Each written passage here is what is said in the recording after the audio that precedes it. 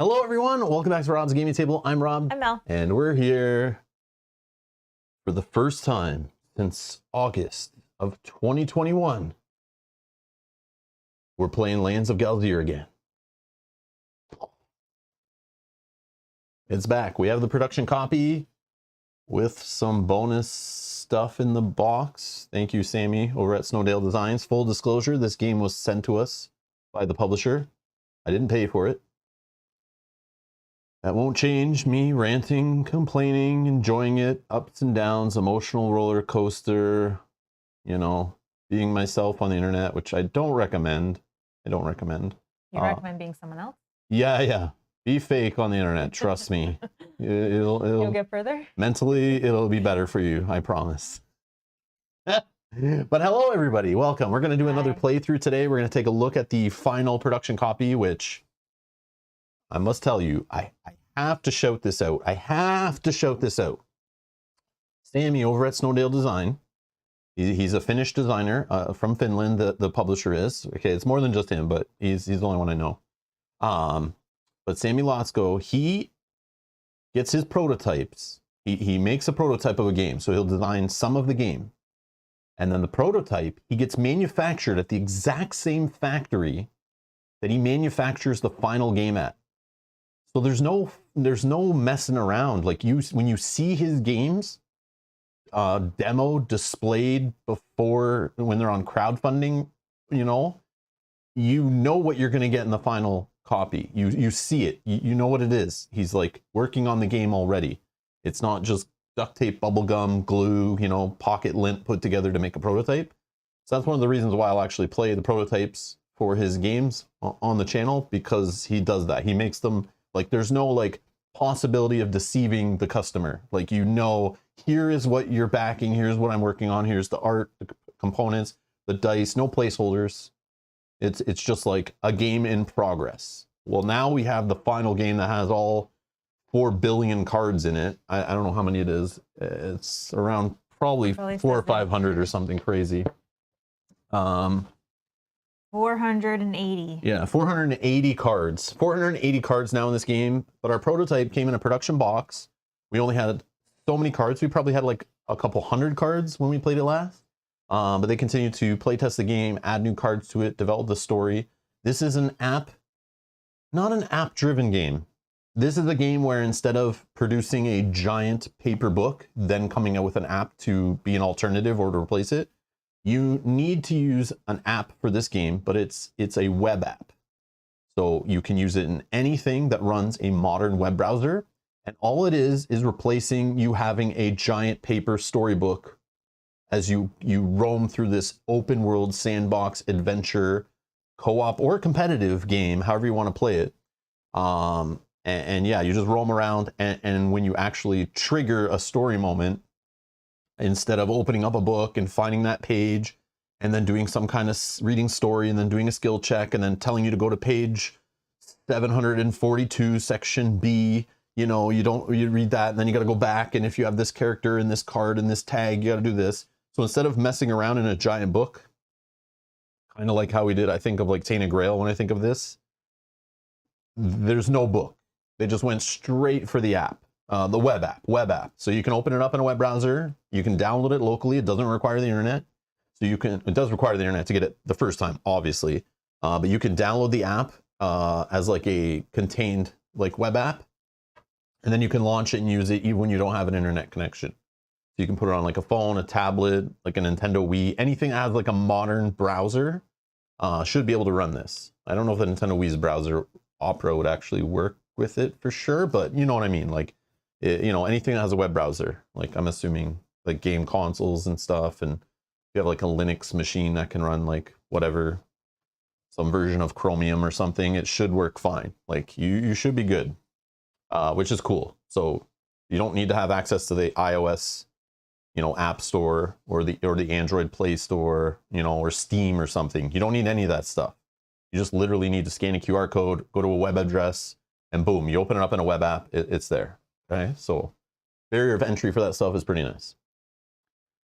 Smart fridge, yep, smart fridge should work. Apple Watch, They might be too small. Yeah. Well, I'm just saying Opera because that was what I think the Nintendo Wii's browser was, right? And I'm only joking. Like, you shouldn't try to use it on your Nintendo Wii. That browser was ass, but it still was a browser and it technically should work. But it was cool to use a motion control, like pointing in it and clicking and stuff. But yeah, wasn't their best choice for browser there. But yeah, the new Samsung fridge can run it. Okay, perfect. Yogi's gonna try it on his IKEA lamp. Okay. Okay, let us know how that goes. All right, cool. But just throwing it out there. So sometimes we play like app-driven board games on the channel. We play app-driven adventure games, which require an app, and you gotta have like a Steam account to run it on PC. It might not run on Mac, or you need it on iOS version, whatever, or greater, blah, blah, blah. No, if you use a web browser, which most of us are on devices browsing the web, you know, that kind of thing, it should work. And again, you can download it locally. So if you don't have an internet connection, you can go play it at a cabin somewhere, you know, away from internet. You should be able to continue your game. But this is an open world, persistent kind of world adventure sandbox game. So many cool things about it. So many cool things. So it is on the lighter side, actually. We can probably look at this here. So here's the game on BGG. It's new this year, full release in the 3000s. I don't know. From a small publisher. The weight is 1.53, so it's on the lower end of games we play. We have played it before on the channel. You can find a link to that in the video description where we played that prototype during the crowdfunding campaign back in August of 2021. I'm going to assume you didn't watch that. I'm going to repeat a lot of things, how the games works. We're going to play with 2 characters. I looked at the video quickly, and there's 4 characters in the game. We were playing with 2 characters then. We're playing with the 2 different characters. So that's the only reason why we're playing with the characters we're playing. We didn't go through and read like, ooh, what do they do and what are their skills and all that, and then pick a character. There was no thought into it. It was just, we played a few hours with the other ones. Let's try these ones. So that's why we're using our characters. But the cool thing about this game has some awesome stuff. So setting up and saving, we've been through that before. We've been through that back then. We're going to go through the setup today. You're going to see us unsave the game, but from a clean slate. We haven't played the game since August, but again, it's a 1.53, so we should be okay. We'll look up rules as needed. If you already have the game and you're playing it or you know about it, feel free to jump in, correct something we're doing wrong or something weird.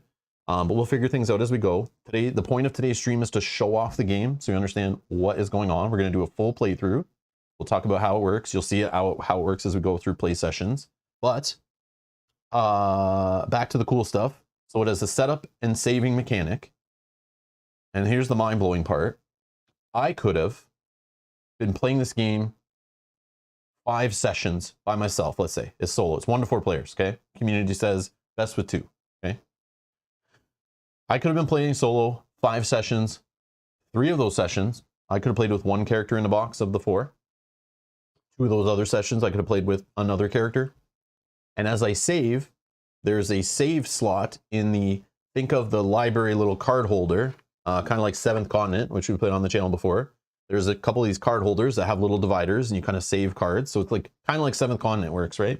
Where you're like constantly changing the world and saving cards in different slots, and that's how it changes, and replacing cards in the library and stuff. But I could have been playing with those 2 different characters, 2 different sessions solo, saving them. Okay, the world is changing, locations are changing, events are changing, things are happening. My character's finding items, progressing quests, changing things. Okay, changing his skills, getting gold, whatever, or losing gold. Who knows? Spending it, maybe. After those 5 sessions, Mel could show up for game night, or some random friend could be like, yeah, or you bring it to board game night at your local game store, whatever. And Mel could be like, I want to play with you. Well, my game, I played 5 sessions. I've been messing with the cards. It's all messed with. It's not clean. It's not the original game state. That's totally fine. Because the world keeps changing. Mel can just grab one of the, any of the characters. She can grab one of the 2 I played with and continue them. She could grab a fresh new character. There's even rules to reset a character. Let's say, you know, we were playing with Kyle on the channel, and we stopped liking Kyle because he shuffles cards bad, and we still don't invite him to game night anymore. Okay, we can just reset Kyle's character. There's a whole method of resetting a character back to scratch if a new player wants to join in. But keep in mind, I've already played 5 sessions of the game. Anyone can jump in at any time, grab a new character, continue a character, whatever. They can stop playing whenever. but the game is like set in specific sessions with a specific play length based on the player count. So they have a play length. It's not unlimited, but you can continue playing another session right after. And there's saving rules that'll save the state if you don't want to continue. You can play 6 sessions in a row and just keep going. There's rules that'll keep the session going, but then there's rules that'll end it and save it and walk you through saving. It's in the app or in the rule book. But yeah, you can just have players jump in. So today's session, Mel and I are playing 2 fresh characters, but I want you to understand, like, I could have played with my character 5 times before, and Mel could be coming to play the first time and jump in. And we're good. We just play, we jump in, we do quests, we grow our character, we find things, we explore story. This is what it is, just like an open world sandbox game that saves its state and saves the character states, and it's like persistent. But you're just playing like kind of like single session games that have, you can play competitive, trying to race to the most prestige at the end of a play session, or just cooperatively trying to get the most prestige together and see if you can kind of like crush the game and beat your previous record kind of idea or something like that. But you're just having fun, going through, exploring story, presenting skill checks, trying to pass things, find items, help you mitigate, you know, luck and dice rolls and stuff, wandering around the adventure map, meeting other characters, finding companions. But that's what the game is today. That's what we're playing. Okay, that's what this is. Okay, we're rolling dice for skill checks. We're exploring story. That's pretty much the whole game. But there is obviously stats and gold and items to track and those kind of things. But yeah, that's what we're doing. But it's on a lighter scale. And if you've never played a Snowdale design game before, it has the whole animal folk world and art to it. So we played Dawn of the Peacemakers before on the channel. I love that game. I love the mechanics. I love the story. I love the design. I love the production quality, the art, the graphic design, the rule book, the smooth, like the game that hits above its weight in like the final production quality of a game on all aspects. Okay. It's not for everybody, but from a company of like Snowdale Design that has like, you know, 5 people that work on a game or less, to see how beautiful the game looks, how the rule book is super clean, how the game systems just work, how you don't have trouble getting into the game, saving, setup, understanding, all that stuff. Like there is a smooth experience in my opinion, in my experience, I should say.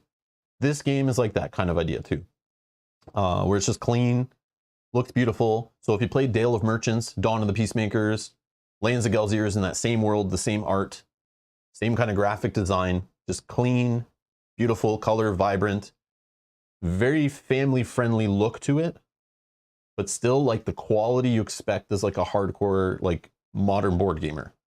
If that's making any sense. But there you go. Jackpot Man says, has the designer any other known games? Yeah, I just mentioned a couple of them, I think you said, but we can bring them up right here. It's easy. So it's 2 designers on this one, but Sammy is like basically the company. He's also one of the artists. So he like helps design the games and an artist, graphic designer, all that stuff. But if we go to Snowdale Design, I know you're talking about publisher, but the publisher kind of is the designer, kind of, I guess, in most cases, I think. But if we go here and like rank the games, so Dale of Merchants, kind of like a lighter deck building game. We have it, not played it on the channel yet, but I want to at some point. But it has had tons of content. I think it's like their most successful. Crowdfunding is all around Dale of Merchants. That's what like the company's known for, is Dale of Merchants, where you're like a merchant building a deck, trying to make your stall, you know, have the best stuff on offer, all this kind of stuff. There's a whole like collection box for it because they had like multiple waves of it. There's obviously 3. There's Lands of Galzyr. There's Dawn of Peacemakers. That might be it. These like 3-ish games are all that are linked to the publisher. So it's just a small publisher out of Finland. But I'm telling you, the components, like you think, like you see me on Kickstarter, I see a company that like makes multiple games. I see a company for the first time. I'm always weary. But man, when somebody said, Rob, looking at Dawn of the Peacemakers, and I went, who the hell is Snowdale Design? Who's Dawn of the Peacemakers? I heard of Dale of Merchants, but I didn't know anything of it. And I remember we looked into Dawn of the Peacemakers, and I was like, I couldn't find it anywhere. It had a super small print run, I guess, because it's a small publisher. So I reached out to the publisher, and Sammy was like, yeah, I can try to find you a copy somewhere. And literally like probably found the last copy that existed to man. I don't know. send it to us, a nice copy, and right away, this nose right here, I could smell that these cards were printed at the same manufacturer that printed Fantasy Flight Games components. It was the same card stock, same smell, same ink, same sharpness, same color, you know, all that stuff. Everything was printed at the quality that I expected from a Fantasy Flight Games product. And that's the products that got me into the hobby, that made me respect the hobby, was what Fantasy Flight Games was producing. And then a small Finnish publisher, it's like a one-man show over there, it feels like, was producing stuff at the same quality, okay? So I was like already kind of blown away with Dawn of the Peacemakers, that like, why am I getting stuff from bigger publishers that are making way more money on Kickstarter, that are producing trash and trying to cut costs and like just deliver garbage, you know, because they put all their money in like miniature design. And I was blown away by it. And the story and the gameplay and everything was fun in that game. I loved it. So I'm expecting that kind of stuff here. And it is. It's the quality's there. So just understand that. So I just want to shout all that out, that like the quality that comes from Snowdale Design, like you could tell there's love, there's care that are put into it. And that's why when I rant about other companies who like, you know, have 1,000 miniatures in the box, but the gameplay is like, and the rulebook sucks, and there's no tutorial, and no playtesting, and no support for the game. You know, the publisher doesn't care about that game anymore because they have another Kickstarter out. That's not what happens here. So just understand. I like to shout that stuff out when I see it because it's good stuff, okay?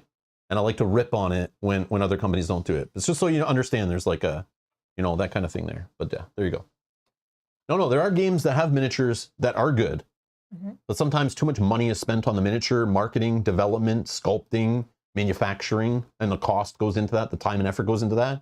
And then when it comes time to play test, make a rule book, you know, make a solid package, good production, you know, print on good card stock, make, you know, good other components in the game, make sure the story is proofread, the translation is done properly, you know, you can get the game to the table easier, has a decent insert. All that stuff is like kind of usually left on the table because they spent too much money trying to add 60,000 stretch goal miniatures into the game, okay?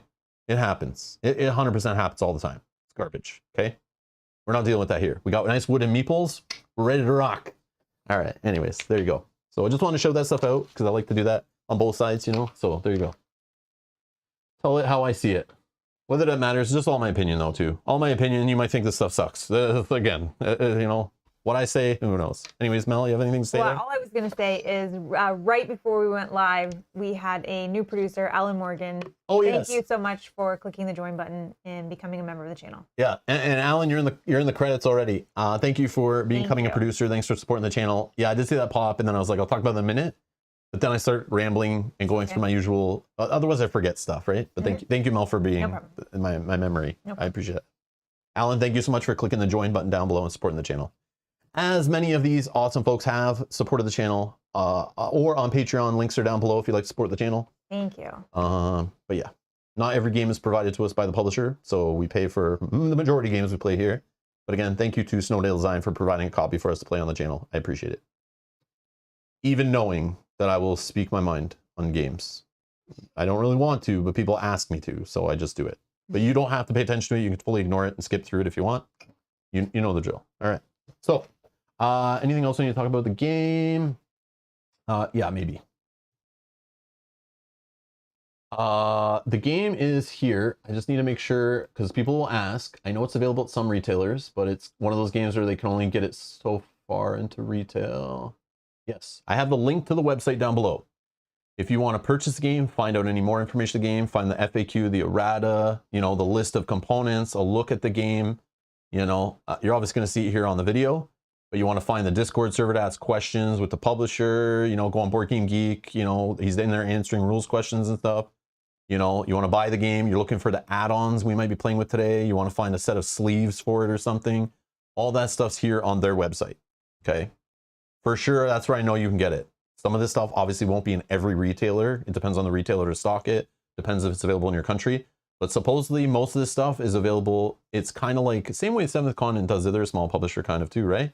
Where they have different warehouses in different countries, but you still buy stuff through their web store, but it's just shipped to you from your own country kind of thing. So it should be reasonable for shipping in most places where board games of this type are, but again, not everywhere, of course. But just from my experience, that's That's I saw people talking about it on BGG too. Is like you can find the game on here for sure, but some retailers aren't carrying it or don't have it in their distribution. But it might still be available in your country and in stock in your country. You just might have to order it through Snowdale Design. Just FYI. Okay. But we do have this adventure journal, which there's a read more. Again, I don't know what the hell this adventure journal is for. I'm bad. You guys know it. I don't follow crowdfunding campaigns. I will back them and then forget about them. I'll ignore all the emails except for the ones that say submit pledge manager, close it up now, or you don't get your thing, update your address here, you know, all that stuff. Pay for shipping or you don't get your game. Those are the only ones I pay attention to. I don't care what extra stretch goals, design blogs, all this stuff. I don't need that stuff. I don't care. But so supposedly they added this adventure journal. Sammy says I threw some extra things with the game in there, so he gave us all this extra add-on stuff, which I probably wouldn't have bought, I'll be honest. I didn't know what it was for. Keep track of your journey across Galzyr with the adventure journal. The journal has enough pages to log 102 individual games. Oh, okay, so I guess you can note like all your save stuff. What happens when I go to play the 103rd game? You gotta buy a new journal. My God. Horrible game, ruined, garbage, this game's junk. It doesn't support more than 102 games with the journal. Jeez, not worth it. Value's not there. Anyways. I just wonder what that was. I was like, I saw it in there. It's on the table. I'm like, I don't know what this is for. We didn't have this when we played before. Yeah, I also looked at it and I wasn't 100% sure based on what's inside of how to mark in there. Cool, cool, cool. All right. We got the dice tray. Again, we have like 100 dice trays like this at this point. But it was provided by the publisher. That's why we're using it. Doesn't come with the game, just so you know. We have an extra dice set. Just so you know, it's not as many dice as you see on the table that come in the game. Just want to make that clear. So when you get yours, you're like, where the hell are all my extra dice? We are playing on this neoprene playmat, on a neoprene playmat, on our wooden table. Okay, neoprene upon neoprene is happening today. Get ready. Make sure you're sitting down before I switch scenes to the table because it's neoprene upon neoprene. It could get pretty crazy in here. We also have these premium sleeves, but I did not sleeve it for this playthrough on purpose. Just for card glare, camera lighting, studio lighting we have in here. It just keeps me a little more sane when cards aren't, I'm not trying to adjust lighting before the stream because cards are creating glare. But I do want to sleeve the whole thing because there is shuffling. There is constant handling of cards at some point. But you don't need it. I don't think you need to sleeve for sure. But if you are going to literally play this game like 30 times, which is like, or more, you totally can. Especially if you're playing with like families or having other people jump in, jump out, bring into game nights and stuff. If you're having a good time, you could easily wear these cards down. I could see that. But yeah, it's a pack of sleeves, 500 sleeves that supports the whole thing. We have it, but I'm not using it, just so you know. Okay. Anything else? There's the FAQ I have open. There's an achievement sheet that came in the box. This was not in our previous copy of the game, our earlier copy. But this is awesome stuff. We won't be using it today, I don't think, unless it tells us in the app that we unlock something. Okay. Which I assume. Or are you supposed to read these and memorize them when they happen? I hope the app tells you. But this is just something new I saw in the box. Use this to keep track of your achievements. Oh, here you go. You'll know when you unlock one, Rob. Like right here, if you read Rob, it tells you right here on the achievement sheet. So yeah, so it'll tell you get these achievements and you can cross them off. So this could be a driver for you to keep replaying the game to try to get some of these. You know, I love that stuff. I love this little stuff hidden within the story. There's like straight PlayStation trophies, Xbox achievements right here, or Steam achievements or whatever, all that stuff. Okay.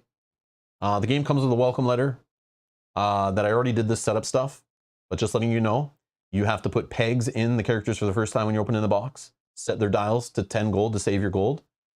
Each character has different skills that they are better at. So just so you know, if we were playing with some other characters, there's their skills, which we'll talk about later. You have to obviously unpack a bunch of cards and sort them all in the library with brown dividers. Purple dividers are there for your quests. There's a black divider for the vault, stuff that gets locked away in the game. Again, very similar to Seven of the Continents style. If you've ever seen that game or played that game, that's what we're dealing with here. And yeah, so it just has you set up. And then there's another card holder with the cyan, turquoise, teal, whatever that color is, of your each character's save. So again, like I said before, we could be playing with the bird character there. And then you could not show up for the next few sessions. Totally fine. The bird is still saved with whatever was happening with the bird.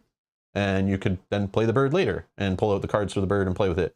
So you have 4 characters that can be played in the game, and they can all have their own status saved and don't have to be playing in every session. Again, I could play one session solo, play my next session 3-player, play my next session 2-player, play my next session solo, switching up characters amongst all that time, resetting some characters if I wanted, you know. Very clever stuff. Very flexible. Very flexible. So we're playing in the world of Dimeria. And this is on the back of the welcome sheet, kind of sets the world. So this is the animal folks world I was talking about before. In the world of Dimeria, intelligent animal folks have risen to build civilizations, each with their own defining traits and unique cultures. They are reckless polecats, scheming magpies, enthusiastic turtles, and many other colorful folks with their own attitudes toward life. In the current age of trade, animal folks are more interconnected than ever before.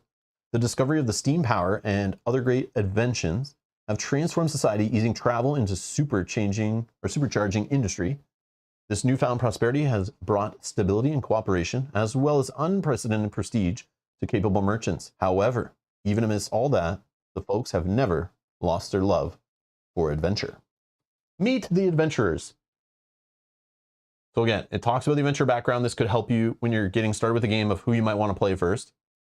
I am playing this time Boomer,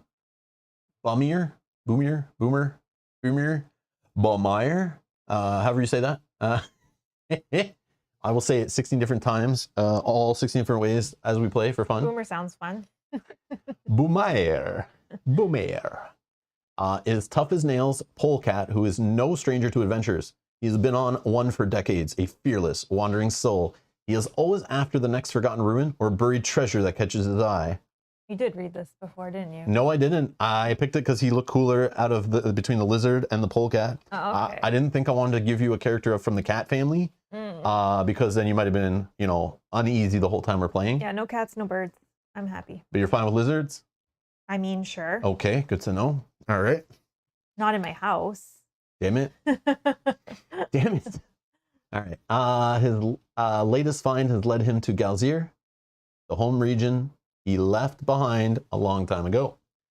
And then Mel is playing as this frog type guy. I don't know what he is. How do you say the name, Mel?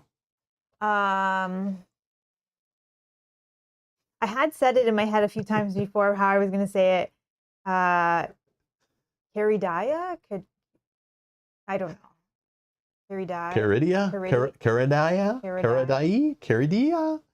But back to my character's name. The chat saying could be Boromir, Bueller, Bummer, Boimler, Bum for short. Yeah. Bummy for a pet. Yeah. All those sound great. Boradrir. But anyways, we have Kiridai is a scholarly newt keen on uncovering the mysteries of the world, yearning for something to challenge her immense cognitive abilities. She typically follows trails of breadcrumbs left in ancient manuscripts. However, a curious request has lured her away from her books in the Middle East and into Galzyr. I think I'm going to just call her Carrie for short. Carrie sounds good. Carrie and Bum. Carrie and Bum. Carrie Die? Carrie Die, yeah. Carrie Die? Okay. All right. You guys are being serious on her character's name, but mine is all a joke. Anyways. All right. What's going on in Lands of Galzyr? Over the years, many seekers of adventure have set their sights on Galzyr, a diverse region in the Black Sea where Europe and Asia meet. And Galzyr has only one thing to say in response. They've come to the right place. Being a polecat territory is a place where boldness and risk-taking are held in high regard, and fame naturally follows those who brave the unknown and leave their mark on the world. Whether or not Bum, Moore, Azala, or Carrie can make it in these strange and tumultuous lands remains to be seen. Where their adventures take them, and should they work together or not, is all up to you. Oh yeah, that's the other thing, flexibility. You could literally play one session co-op, and the next session play competitive. So obviously solo is co-op. So those sessions I'm playing by myself is co-op. I could have Mel join me for a co-op. And then I could take it to board game night and play 4-player, continuing the persistent world that I've been playing. And maybe I'm not even playing in some of those games. And then I come back and I continue a character. but I could play competitively for that session at board game night. Then maybe have some fun, bring it home, play the next session with Mel competitively, and then go, maybe we don't like it competitive and play co-op. You basically choose every time you sit down to play a game session, which is so neat. It's like so neat. But anyways, there you go. All right. So this is the board. The board is two-sided. We are playing with the neoprene version, but there is a nice high-quality cardboard one we played on before, which we do have. One side is the winter side. I don't know if I have it on the right side yet. The month was chosen randomly. But there are 12 months of the year, so the time is passing. Every time you sit down, you're playing a specific month, I believe. There's a calendar here to track, like, you know, your basically your rounds. But there is days of the week, and that matters. That's determined randomly. When you sit down, the app will tell you. But there is a winter side, and each location has like a winter state and a summer state, but then locations can change based on events happening in the world. And yeah, so you're roaming around to different spaces along the paths here, going to different locations. And I just want you to see these locations here. This might be a little confusing, but it makes sense. So this is a location, okay? This is a location. You know, they're on a route to the city. This city is a location, but is made up of 3 cards, which we will place on the mat. Those aren't 3 separate locations. They're all one location, okay? Some cities are made up, or towns are made up of 1 card, you know, 2 cards, or even 3 cards, okay? And those cards can change based on things happening there, or the seasons and stuff, which is cool. And events can happen along the road, you know, as you're traveling between, okay? I don't know why I did that one. But yeah, so for example, this little fortress place over here is just 1 card. But Sewar up here, this place, you know, surrounded by the mountains, is 2 cards to build this little city, okay? And the direction can matter. There's a compass. There's our prestige track, which we're both going to start at 0. We'll go through setup so you understand like kind of what's happening. And the setup's like pretty much the same every time you play. So you just grab stuff from your save slots, you know, and then kind of set it up on the board. Okay. Here's your player board, which houses your items underneath. You can have up to 3 items. There's your gold, which is tracked between sessions, using like a dial on the back. Okay. There's our stats, which are tracked by these, like, they feel like something from Fisher Price, where you put in like your colors into the slots. They stick very good in there. They are not falling out. That saves it between games. You can just throw these in the box, and the cards go in the little dividers. We have traits, you know, so you know what traits you have during tests. There's your save instructions. Tells you what to do when you're saving the state. Okay. And then we'll have our quests and stuff we're working on. We'll just put those kind of around our board. Okay. And here's the dice tray. Here's the dice. So you have basic dice you do skill checks with. You can add in more specialized dice. There's more tokens to change your stats. You'll have opportunities to level up or become better. Not level up, I should say, but modify your skills. You know, become better at a skill, or worse at a skill, and change a skill maybe you don't have any right to be good at. You could get better at as you play through the game and change how your character kind of like performs. And these are used to mark quests on the board, which you'll see. And these are used, these little tokens are used to mark time on the time track. So if we have a card with an effect, you know, it will have a token on the time track. And then when the counter reaches it, you'll resolve the card, you know, that's there, that matches the token. Other than that, that's kind of what you see is what you get. Oh yeah, the neoprene mat come in this nice, like this was pretty cool. Most neoprene mats don't usually come with the storage solution, I find. But this one has a nice little bag with like a carabiner or whatever on it, you know, to hang it or lock it and, you know, keep it in there, which is kind of neat. I like that. So you can just like hang it up somewhere. Normally I have to like go buy some kind of art tube or something to store my mats in, or use the box until the box falls apart kind of thing. But I do appreciate that. That's cool. Something I should point out because not everyone does it and I wish they did. And then this is the journal. Oh yeah. That you were talking about. Yeah, show us inside. What is going on in there? So just opening up to a page. So it looks like you can just kind of save your progress like for each game. Oh, I see. There's the months. So whether it's summer or winter, yeah, the symbols there, I guess. And then you can put, I guess, different stuff on based on who you're playing. Yeah, I don't know. I just don't know what you write where and what. But all the pages are exactly the same, so Yeah. I wasn't sure either. But I don't Maybe there's think we need it. instructions in the app that if you have this, you click it at the end of a save and it'll walk you through writing in there. But I don't know anything about it. I don't know how it works. Or you can but, just give it to your kids and they can yeah. play. But anyways, we'll have I it have here. it here. We'll see if I don't know if I need it. But. Yeah, I'm not sure we'll use it, but yeah. Okay. Let's go through setup. Oh yeah. Do you want to put it on screen or do you want me to put it up here? Well, I'll open it up here too, but oh yeah, we'll do it through yours here. Okay, so I placed the card trays, right? Yep. Is that one? Yep. Okay. Choose an adventure and take all the cards from the adventure save slot, So but keep their cards aside until step 11. We just take them out, but we don't actually do anything. So again, this was on the welcome letter. It set all this up. So I have Bum's cards, and Mel has Carrie's cards. Okay, so we're just going to keep them aside for now. Sure. Take all the cards from the global save slot and sort them by card type. They will be set up next. So we have these 3 global ones. Well, the month was determined randomly before. And then here's the locations. And then here's the events, which I pre-shuffle, but don't shuffle during setup because those will change. Okay. And then these are our quest board, I think, which I should be looking at this side. Okay. If there are 2 or more players, choose whether you want to play competitively or cooperatively. We're going to play... We just need to... I don't know if we do this yet, but... I don't think so yet. Oh, okay. I think it's down here.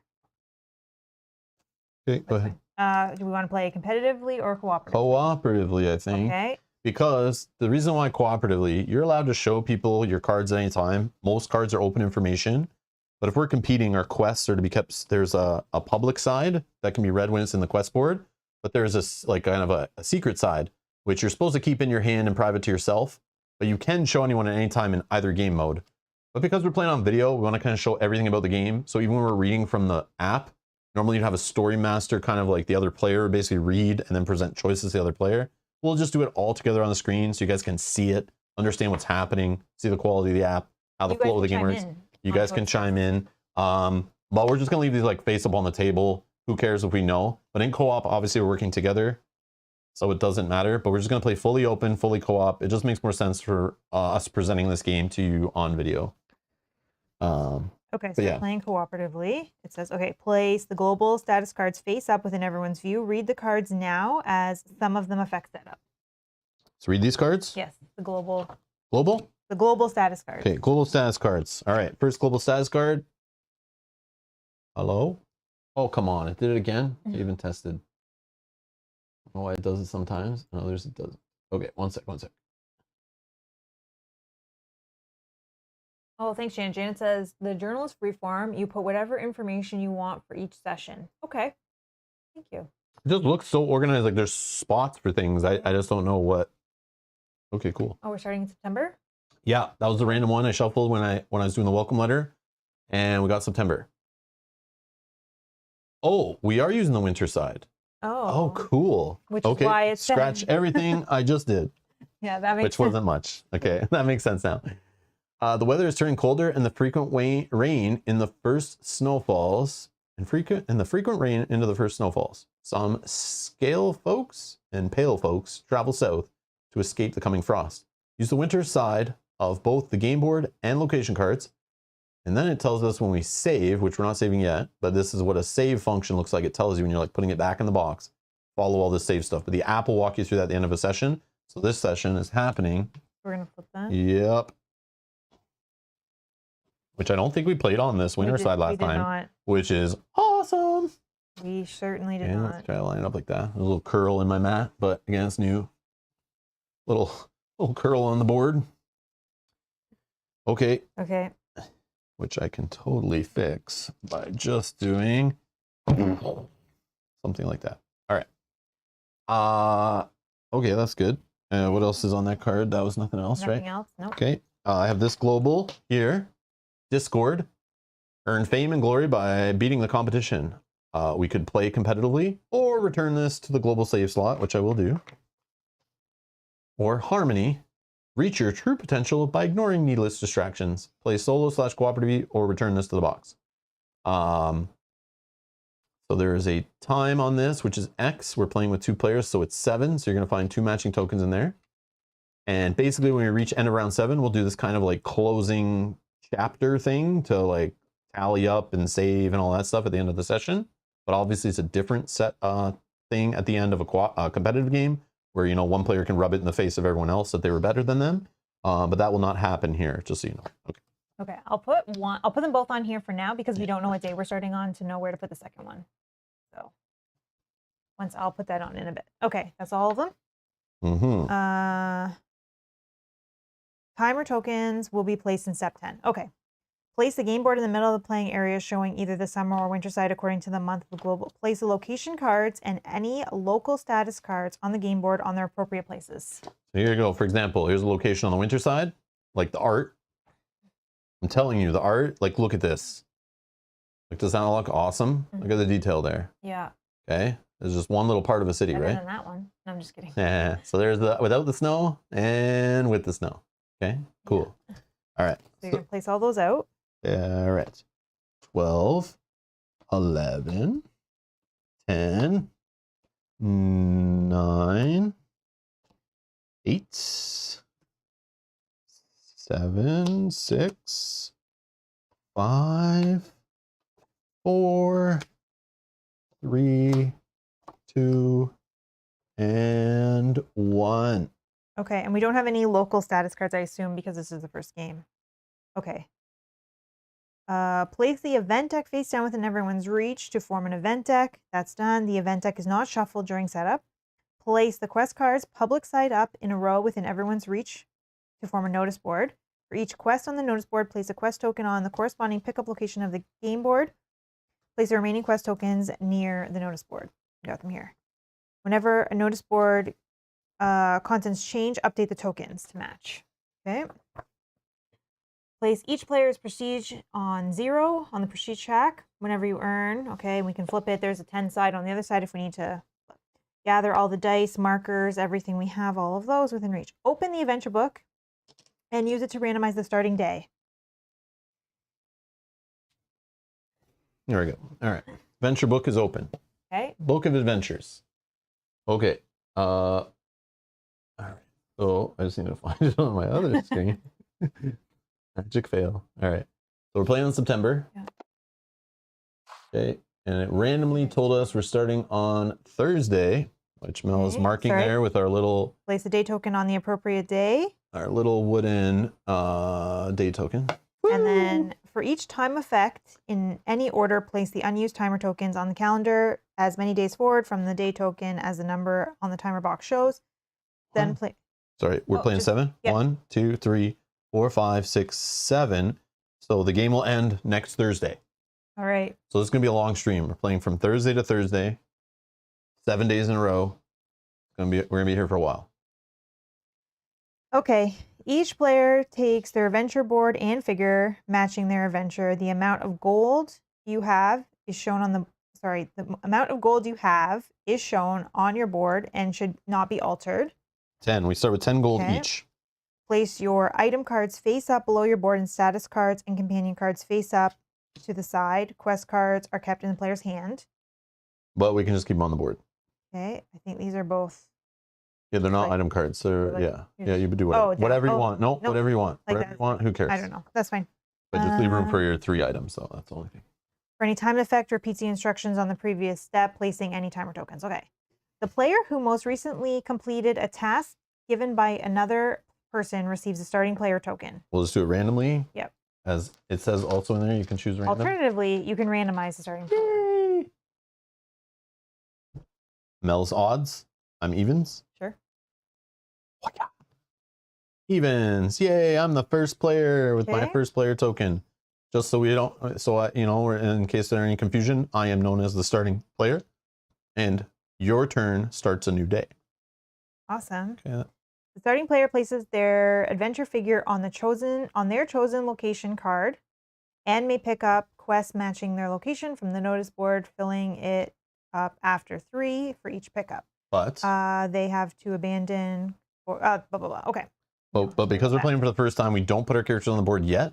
We have a little starting adventure that says right here, during setup, do not place your figure on the game board, and this cannot be abandoned. And this little lightning bolt here tells us if this is in our play area and it gets on our turn and we're done traveling, we must fire off this adventure and we can't choose anything else. So it just gets us started. It's like, you know, a new player, you know, anyone, that's why you can reset a character back to scratch and give them this, you know, so they can start, you know, a new player can ease themselves into the game a little bit. So my card here is Buried Secrets, Part 1, Follow a Map. You've come to Galzyr in search of treasure. Business as usual, but what surprises could the place you grew up in possibly offer? Okay, so that's my little starting first little kind of quest card. I also have this. This is a one-time ability we each have. I think our character can only use it once per play session or once per game. Once per game, yeah. But again, you can play multiple games in a play session. If it's too short for you or things went too quickly or you have like all day to play and you want to just keep it going or don't want to clean up the table, you can just, you know, continue the session if you have the same players. A life of adventure has shaped you, made you resilient and defiant in a dire situation when others would yield. Your inner strength surges forward. Before revealing outcomes, you may discard to replace your dice below, or sorry, your dice pool with the dice below, roll them, and use the result. Wow. So it's normally you take 5 black dice and then replace those dice, and you only usually roll a max of 5 dice. But this is telling me like, I don't like the successes I got. And if it's a skill test that where orange and yellow skill dice will help me get more results, and I get to roll more than 5, once per game, I might pull this out if I think it's that important. And you get to use it once and then it's used for that session. But you have to discard it, which puts it back. I think it just throws it back in your save slot is what that means. Well, yeah, I'm not sure. But it'll tell us how to clean that up later. Okay. So You want to just start with yours, and then when it's my turn, we'll go through my card? Yeah. Yeah. We can do yours right now. Just go over what it is. But yeah, then you'll do them on your turn. So Mel's one-time ability is Power of Mind. You spent decades honing your mind into a weapon of analytical brilliance. When truly tested, you find approaches others could barely comprehend. So this is your one-time ability. Before a skill check, you may discard to replace the tested skill with a skill of your choice. That's good. Ooh, so if like you suck at that skill and you're like, no, I want to pass this really bad. You'd be like, I'll make it the skill I'm really good at. That's cool. And a test of will. So basically when a treachery is drawn off the encounter deck and you want to cancel it, you can play this. Oh no, this is a different test of will. Okay, never mind, sorry. You've been summoned to Galzyr by your old associates. The details were scarce, but it seems that the matter concerns Sophron, your late squirrel colleague and friend. Rest in peace, Sophron. All right. During setup, do not place your figure on the game board. Cannot be abandoned. And at the start of your adventure, you'll be forced to choose this. And this will tell you where you start and all that stuff. So it's your first little quest. All right. Awesome. Thank you. Okay. Jackpot Man says, remember to take breaks during the 7 days. No problem. Locator says it goes back in the library and the save action on your character card as you pull it out of the library and add, that's what it is. Okay, I thought so. I knew there was something where like it somehow just gets back in there and you'll have it next game. Yeah, it'll walk us through that. It's been a while since we did it, but yeah, I remember. Okay, thank you, Locator. All right, so start of my turn. So on a turn, I don't know if it shows, because it's just easier to talk about when, no. A turn's super straightforward. I'll still mess it up, but it's 2 steps. On an active player's turn, which starts with the first player, you have an adventure phase where you can travel. And traveling is just moving up to 2 spaces. Anytime on your turn, between that travel, between movement, before you move, during your move, after your move, whatever, you can trade with another player if they're on the same space that you can trade gold and items. You can also pick up quests from various cities. So if I'm passing through the city, I can grab this quest, grab the card from here, take it, and then move the rest of my move. You can get more movement if you have the movement trait or whatever, but things can hinder your movement. And that's what you do. There's third thing, I think. Oh, you can abandon. You can abandon things if you want. So if you don't want to have a quest anymore, you can have a maximum of 3 quests in your possession. If you take a new one and go over your 3, you can abandon one. And there's instructions on the quests, what to do when you abandon them. This one says just place on the notice board. Okay. The notice board can have as many quests there as it'll fit. Unlimited. But yeah, you could just abandon if you're like going somewhere and you're like, you know what, I don't want to do this quest anymore. Maybe it's more in Mel's area. Maybe we're playing cooperatively. I'm like, Mel, you need a quest. I'm going to throw this one back there because I'm no longer doing it anymore. And you can just abandon it whenever. But once you're done traveling and all that stuff, you then, wherever you end your movement and you're done your travel phase, you will fire off a story, like whatever those are called.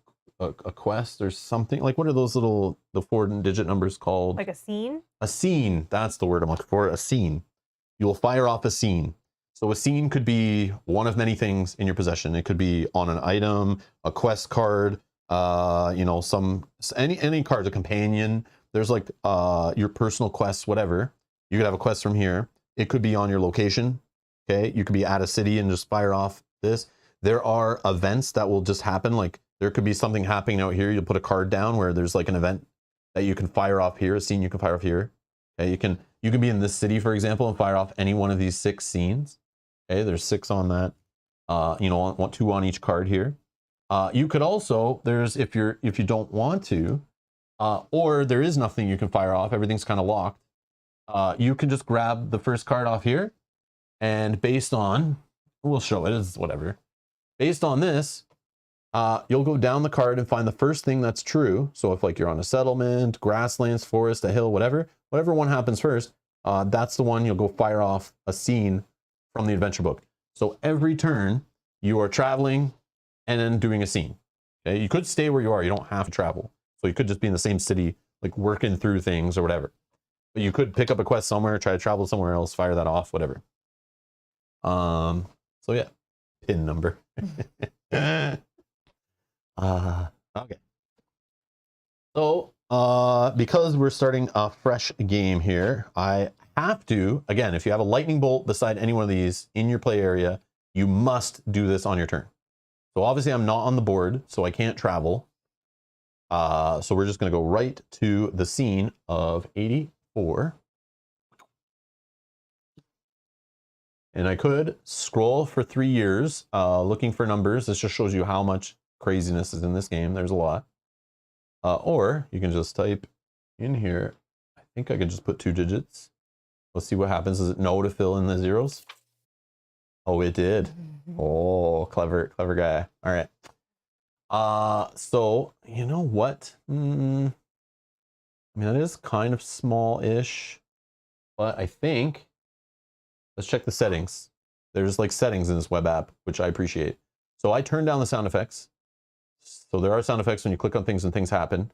There is music. There is a full 12-track music, you know. Oh, for each month. Yeah, produced music, original soundtrack by Josh Kari that can set the mood. It plays in the background as you play. It's awesome. Okay, we were playing with it before, I remember. But I turned it off just so I don't get any copyright strikes, weird things happen. That's happened in the past where a board game developers used music in an app, and I was told totally okay to use in a YouTube video. And then like a year later, all of a sudden I'm getting like copyright strikes on my videos and stuff. I don't need to lose my YouTube channel, so I'm not going to play the music. But I'm sure it would have been fine, but I'm just not going to. So anyways, I just turned it down. But there is music that plays from the app if you want to, and you can listen to some of the songs. And you can eliminate songs if you don't want to listen to them. If you're like, I hate this one, you can mess with it in here, I think. Usability. So you can have a speech synthesizer, I guess, read stuff to you. Text size. I'm going to make it large. So on stream, I don't know if it'll do everything, but we'll see. This could help us on stream viewing it for you guys watching on like tablets and phones and things maybe. There is another setting here for scene list dividers. Oh, okay, just expanding stuff. So every 50 scenes are kind of hidden. That's interesting. I mean, we could turn that on for fun. Not that I'll really use that. I'll probably always use a search, but highlight verbs and options. Yes, this was something I said needed to be in the game. And Sammy says, you'll see, you kind of don't really need it. It just makes sense. I remember commenting about that, and I even thought about it this time when I was relearning the game. I'm like, the bugger didn't highlight it in the app when it's actually, because you're looking for these verbs, and then you're scanning all the cards in your play, or you're trying to see if you have the right verb. I mean, it's not hard. It's just like nice to have a quality of life thing, and he added it. Oh, that's so nice. That's good. All right, cool. So we have to use it. I'm turning it on for sure. Automatic scroll speed. Default, sure. Yes, I want to send all my personal information, credit card, social insurance number, and all my anonymous play data to help them improve the app and you know, all that stuff. But then, yeah, you can download it. Again, you can download the web app to your PC. It'll have all the music, the text, everything stored. So that way, if you lose internet or you're playing offline or you're somewhere without internet, you can have it saved to your tablet, your phone, your laptop, whatever.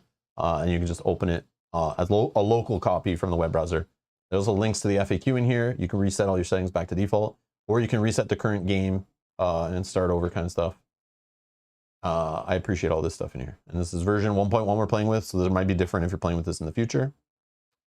And we are playing on PC, not that that should matter. But maybe the interface is slightly different. Maybe the, you know, the formatting maybe is different. All right, after a long trek, your objective finally looms on the horizon. The crumbling walls of a town ravaged by war. From what you've heard, it is once populated by marble polecats like you. But now the buildings have collapsed and buried those memories beneath decades of dust. Only mundane, mortal dangers remain, but perhaps something else lies here as well. Like a worthy adventure, if your map is to be believed. You grin and pick up your pace. If there's anything to be found in the tunnels below, you'll find it. That is what you've promised yourself. So, again, normally Mel would be reading this stuff. She'd be the story reader on my turn playing two-player. Okay, if you're playing solo, obviously you just read this out. Again, we're just all reading it together. It's all fully there. But to understand, this turquoise, a little highlighted blue section just means the story reader, whoever has a tablet in hand or the laptop or the phone or whatever, they say recommend using something you can pass around the table, like a tablet or a phone, because the other person will read stuff and tell you stuff. This just says, hey, story reader, read this in your head and just do it. You don't have to read it out loud. But this just says, move the adventurer's figure to Tashun. So, I'm here. And oh yeah, there's my little meeple guy. Okay, cute little meeple adventuring with a little backpack, little eye patch, or whatever, scratch on his eye or whatever that is. But anyways, okay, so he's in Tashun. All right. Head inside the ruined town. Okay. As you approach Tashun, you take in the sights. This is the first time you've been back to Galzyr in years. In fact, you've actively avoided the place after you left at a young age. You swore to pursue the greatest adventures, relentlessly living a life of no regrets, and that's what you've done. However, a while back, you ran into an Ocelot gambler who insisted there's treasure hidden below Tashun. Despite your skepticism, you set out at once. Otherwise, you might miss something big, and you cannot bear the thought of that. No, I can't. Your gaze wanders back to the crumbling but still suffocating looking walls. Whatever challenges this place has for you, you'll you'll persevere, sorry. For you've came prepared. So, now I need to give a random, so Mel magically should be reading the story, just kind of letting you guys know how you should be playing at home. The other person would be reading the story, you know, or the player to your left if you're playing like 3-player or something like that. There's little rules for recommendations. But it's telling me to take a random 100, and the reason why it's telling me that is because there is many 100s, and they're all different. So it's saying take a random, so this is why you might want a sleeve, because some of these you have to shuffle every time someone takes one. So we're just going to shuffle up here, and, you know, the story master or whatever would just be doing this as the other players going, hurry up, I want to do something. So I just found me a pocket compass, which helps on checks or story options that might say, do you have a navigation item? If I ever sell this, it's worth 6 gold. If I had to buy it, it's worth 6. Some folks like Echindas, I don't know how to say that, rely on their inner compass to navigate through life. Others like something more tangible and trustworthy. So on explore checks, this is the verb stuff. So if I'm taking an explore option, I automatically get 2 successes on that test. If I take the search option, I now have an ability to re-roll 1 die. Normally on a skill check, you have to re-roll everything once if you want, or you just keep what your result is. But you might have things that help you like this, where you could re-roll a single die. Normally you can't do that. You have to have things that help you do that. So I'm liking that. All right. And then I need to give a random 200 in here. Anyone play 7th Continent? Are we getting 7th Continent vibes yet? Anybody? Anybody? Keith says it's echidnas. Echidnas. Echidnas. Thank you. Thank you, Keith. Excuse me, sir. We're going to have to search your backpack. Steve J. Send your DNA as well so they can clone you and create accurate playtesters. Yes. Yes, that's what I agreed to. I agreed to that in the settings, so I'll be taking a swab later after the stream. Locator says, the world is persistent too, so as you do stuff, new quests, event cards get added to the decks, and your group's story could unfold differently than my group. It's a neat system. I agree. Yeah, it is neat. Yeah, it's very clever. I remember when we just played like the early copy, like the unfinished prototype, you know, and like it was like, guys, you can only play like maybe 1 or 2 sessions. We only have enough cards in there for that, but it was fully like you could explore and see the whole thing and how it changed even in that. So I can only imagine what they've put together over the last like year and a half or whatever of development. Yeah, I think even some of the storylines, right? They only gave like 1 or 2 of the branches, and then so here we'll be able to see how it fully goes. Yeah. All right. So random 200. Okay, a compass and some lockpicks, and I'm looking for treasure. I like where this is going. Let's get some burglary happening. No lock protects your treasures from a bat armed with the proper locks. You'd be better off carrying them in your pocket, probably. So for an unlock, a check that could get unlock on the skill check to help, I get 3 successes, and I roll the, I don't know what it's called, like the standard die or whatever, which is just a regular D12, which I mean is the only thing that stands out like a sore thumb in this game that's not 100% customized, but I mean it gets the job done. It's clear. I like how it's clear, and the contrast, you can tell what numbers are on there. But yeah, and then a 1 to 3. So if I get a 1 to 3, the lockpicks break, I guess, and I lose them. Very cool. All right, I like where this is going. It's gonna be a good day today, I can tell. All right, let's continue. You find an entrance to the tunnels easily enough and smile as the invigorating aroma of stale air hits you. It's the familiar smell only old ruins like this have. It makes you feel at home, or so you think. You aren't exactly sure what that's like. Nevertheless, the map you've got stops here. Although calling it a map is a bit generous. It's poorly drawn, smeared, and utterly unreadable. Just the way you like it. You have to rely on your wits from now on. However, someone has drawn a scribble to the side depicting a symbol of some kind carved on a wall. It could be an ocelot face, but you cannot be sure. Perhaps you should try that. Reminder, after the adventurer chooses an option, select it before they resolve the skill check. Okay, so here's the option. So see, I highlighted, so now it's in bold, the word explore, the verb there.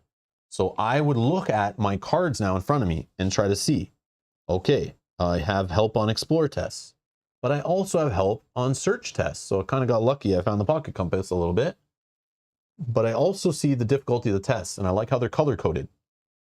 So I can quickly look if I'm new or haven't played in a while, or just to make me not go crazy, I don't have to look very hard to find out I could add 2 yellow dice to the check. And here's the cool part. The yellow dice have double successes on them, but the adjacent dices have single successes and 2 of the adjacent skill. So if I'm doing a test with yellow, I would try to replace my 5 black dice. I would replace 2 with yellow, and I would use the adjacent skills. I don't have any green, and I don't have any orange. Again, these have names. I just don't remember them off the top of my head, but Mel has them on the back of the rule book. There's thievery is the pink, orange is might with the sword, survival is the yellow tent, green book is knowledge, the blue with the like theater face or whatever is communication, purple with the eyeball is perception. Okay, so I'm good at like survival, might, and was it thievery? Yep. And I'm the complete opposite. Yes, which is perfect. That does work. For now, but again, now. these can change. But I would look at this skill check in front of me here on the screen and see I need medium successes, which an easy means I need 1 success to pass. Medium means I need 2, and a hard, it means I need 3. Then there's even an unknown where I don't know what the result is. We have to kind of make guesses. But I could choose to explore or search. Now, I don't have any perception. So on the black die, it just has 1 success for each type. So if I'm just rolling 5 of those, not that great. But again, I have pink here, and the pink is adjacent to purple. So on that pink, it does have single successes, but it has 2 of them for perception. Okay. So it does help me with it a little more. But I'm a baller at survival. So I think I want to explore. Plus, I get 2 free successes on explore. So I think I auto pass it. You do. So let's do it. Reminder. Yellow, yellow, orange, black, black should be the adventurer's best. Oh, so this is teaching you. I like this. I like this. This wasn't there before. Should be the adventurer's best available dice pool due to their current skill marks. Yeah. So hopefully if you put them in wrong, if they set up the game wrong or they're cheating, they'll have different color dice. But this is the best. You don't have to use them. Again, I don't have to put in the yellows, but like, why wouldn't you, right? Right. Because even though it's a medium skill check, the more successes sometimes get you even more rewards. Okay? Kind of reminds me like Mansion of Madness style. Like, yeah, you might just need 2 to pass, but sometimes getting extra adds more damage or something to an attack.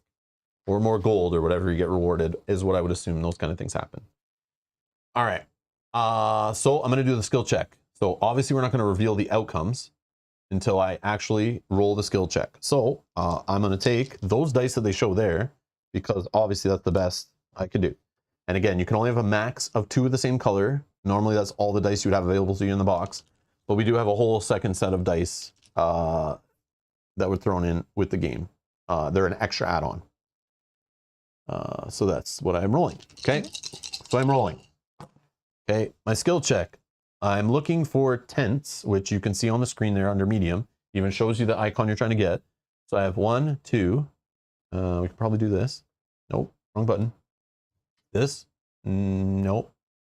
No, I did not set that up properly, but that's okay. We can still see here. I think we see. Yeah. So I have 2, 3 tents. Okay. Plus, it's an explore check. I have 2 extra successes according to my pocket compass. So we're going to reveal the outcomes. Oh. So a 4+ is a different result than getting a 2 to 3.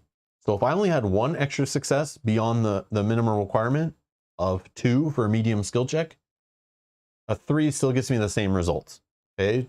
It's different every time, which I like the way they hide it. I like the way it's through an app. I like the way like it can be modified if there's issues or corrections. That's the beauty of this app storybook is, you know, if something needs to get errated or corrected or there's a bug, it can be fixed. Not like when you kickstart a game with a giant storybook and it's full of errata and dead ends and misprints and stuff. And then you have to wait for the next Kickstarter, pay for a better book, and then wait for that book to be delivered 2 years from that point. So you have like a game sitting there for 3 years with like a, you know, an improperly unfinished book, right? Yep. I like the digital stuff. This is where it like shines, I think. That's my opinion. All right. So we're going 4+. All right. Sometimes you surprise yourself with how easily this stuff comes to you. In a short time, you can not only completely map out the surroundings, but also figure out that you're not alone down here. Following the obvious signs of life and the worsening stench, you come upon an abode of sorts. You find its inhabitant in the middle of a meal. If you can, call stuffing your face with an assortment of moss and various bugs that. The surprised rat cowers, awkwardly fidgeting with his tattered, soiled robes. Sunfolk win, find home. He finally says, voice gravelly and words fumbling. Is take to box stone, then leave, yes? Continue. You take the opportunity and follow the rat to another room where you find a sturdy-looking locked stone chest. Watch blade, the rat says, showing you a scar on his left arm. Under lid. In a few words, he explains how he opened a similar chest, then retreats back into the darkness. You take a deep breath and get to work. Reminder, after the adventurer chooses an option, select it before they resolve the skill check. So I could try to unlock the chest, which is easy for the thievery. I have one in thievery. I also have lockpicks. I feel like I just got to go with that one. But I could try to force it open. I do have one in might, but I don't have any items helping me with force. But you would roll some pretty good dice. Yeah, because I do have the neighboring things, but I'm going with, I mean, I could lose my lockpicks. This is probably bad, but I'm going to do it anyway. Okay, reminder, this is the best blah, blah, blah the adventure could do. So I am going to roll. Thank you. So I would, again, take my 5 black skill dice, and then I look, I have a thievery, so I replace one with a thievery. Okay, I'll replace, the adjacent might. And yeah, I'll roll. And again, after seeing the results, I can fully reroll, but I have to reroll everything, or I can use abilities and then still reroll after. But you get one complete reroll before you lock it in. But again, you can use abilities at one point in there. So on easy, I know I just need 1 to succeed, but I do get 3 extra successes. So I actually have 4. So I'm going to go with that. But I got to see if my lockpicks break. So No. 2 plus would be, but I'm going to roll the D12. That's a cocked die. That's cocked. It was cocked on the edge of the thing there. Let me just, still a 1. I have to discard my lockpicks. Damn it. But it's all good. Whoa. Where are the rest of the 200s? What did I do there? I didn't touch them. Uh-oh. I put them in the wrong spot or something. Or are they back here? Did I brain fart? Where did I put all the 200s? Ooh. I don't know. Somebody probably yelled at me in the chat and saw me do it. Oh, I see. A 201 was stuck to this probably and went in front. I see. Easy fix. Okay, so I just throw this back in here, which could be randomly got again. All right. Getting into your adventuring routine, you make short work of the rudimentary lock and open the lid just enough to avoid setting anything off. There is indeed some old mechanism hidden under the lid, but you cut one wire and the entire thing falls apart too easy. But that is forgotten when you look inside. Among all the decayed junk, you see a peculiar stone pendant, oddly familiar. It depicts a mountain and a sun behind it. You turn it over in your hands, more and more certain you've seen it before years ago in Rheinstum. But why is it here? You need to find out. Any voice inside saying you're wrong or warning you of the danger that awaits is silenced by the burgeoning, familiar sense of adventure. After all, this is what you're born to do. Earn 2 prestige. Woo! Okay. Return Buried Secrets 111 from the adventurer to the library. So I find 11111.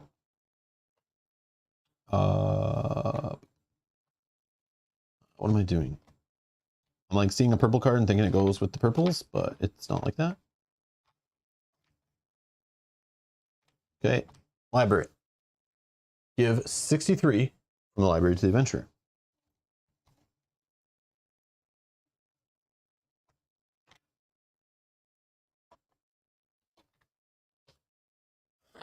Adventurous.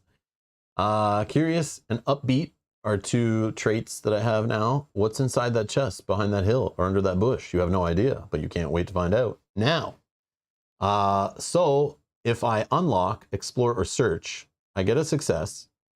And if the total success is 4 or less, I must discard this. Interesting. You have 218. So again, Mel's looking bored, waiting for her turn.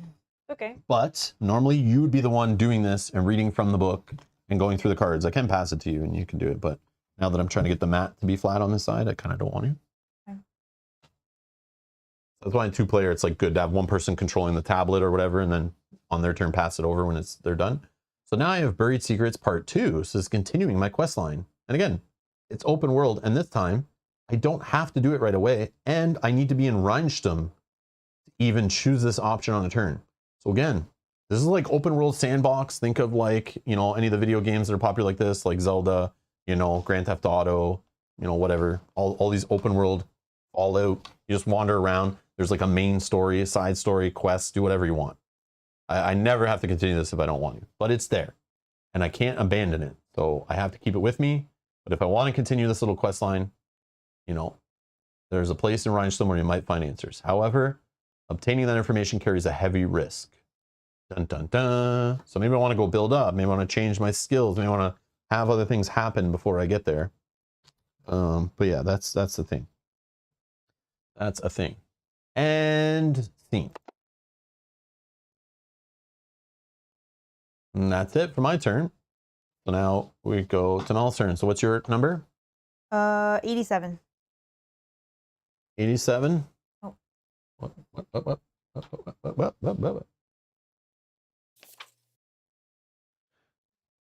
Yeah, so I'm definitely not streaming tomorrow. Reason why? Because I know I'm going to lose my voice after so much reading today, just FYI. Again, normally the other player would be doing some reading, but Mel probably, that's like really small text, but... Yeah, it is. I could probably read it from like a tablet in front of me. Yeah, for sure, for sure. Yeah. Which you can do. That's another thing. You can have multiple devices at the table where everyone's reading off their own phone, their own tablet, whatever. If you don't want to touch their stuff or pass it around. You just have to make sure at the end of a round to move the day forward on everyone's device separately. They don't sync up or anything like that. Metamorphosis. That's the word that springs to mind while you observe the approaching skyline from the ship's deck. The large dome shape of the library remains a distinct central figure, but the walled city around it has grown in unpredictable ways since you last visited. However, that doesn't exactly surprise you. Polecats aren't numerous here, like in the entire region, and are an intriguing folk. Very different from northern banded newts like you. The locals especially seem to always push for change. Then again, you surmise a lot has stayed the same still. Perhaps you should seek out your old roommate, Jimmy, if you have the time. A pelican sailor's shouting interrupts your introspection, announcing that the ship is preparing to dock. So you're going to move your adventurer to Arin. Okay. Head to your cabin to prepare. As you pack, you think back to your time in Arin. A born scholar, just like your parents and grandparents, you were drawn here by the city's prestige university and all the things you could learn. A particularly curious subject was the nature of animal folks. It wasn't exactly your field, but you lent your skills to the aid of Sophron, your squirrel teacher, friend, and expert on hoarding data. The thing is, he died recently, and shortly after, you were summoned by Alanja, a chameleon who leads the university's council.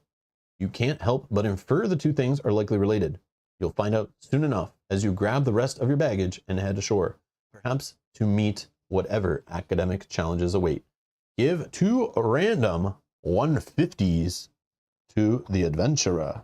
Just to note, for some, like, it's easier to see the white than it is to see the yellow.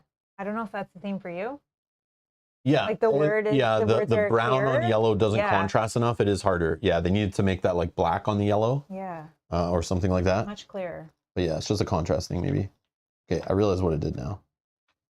The 200s go up to here, and then 201 starts after.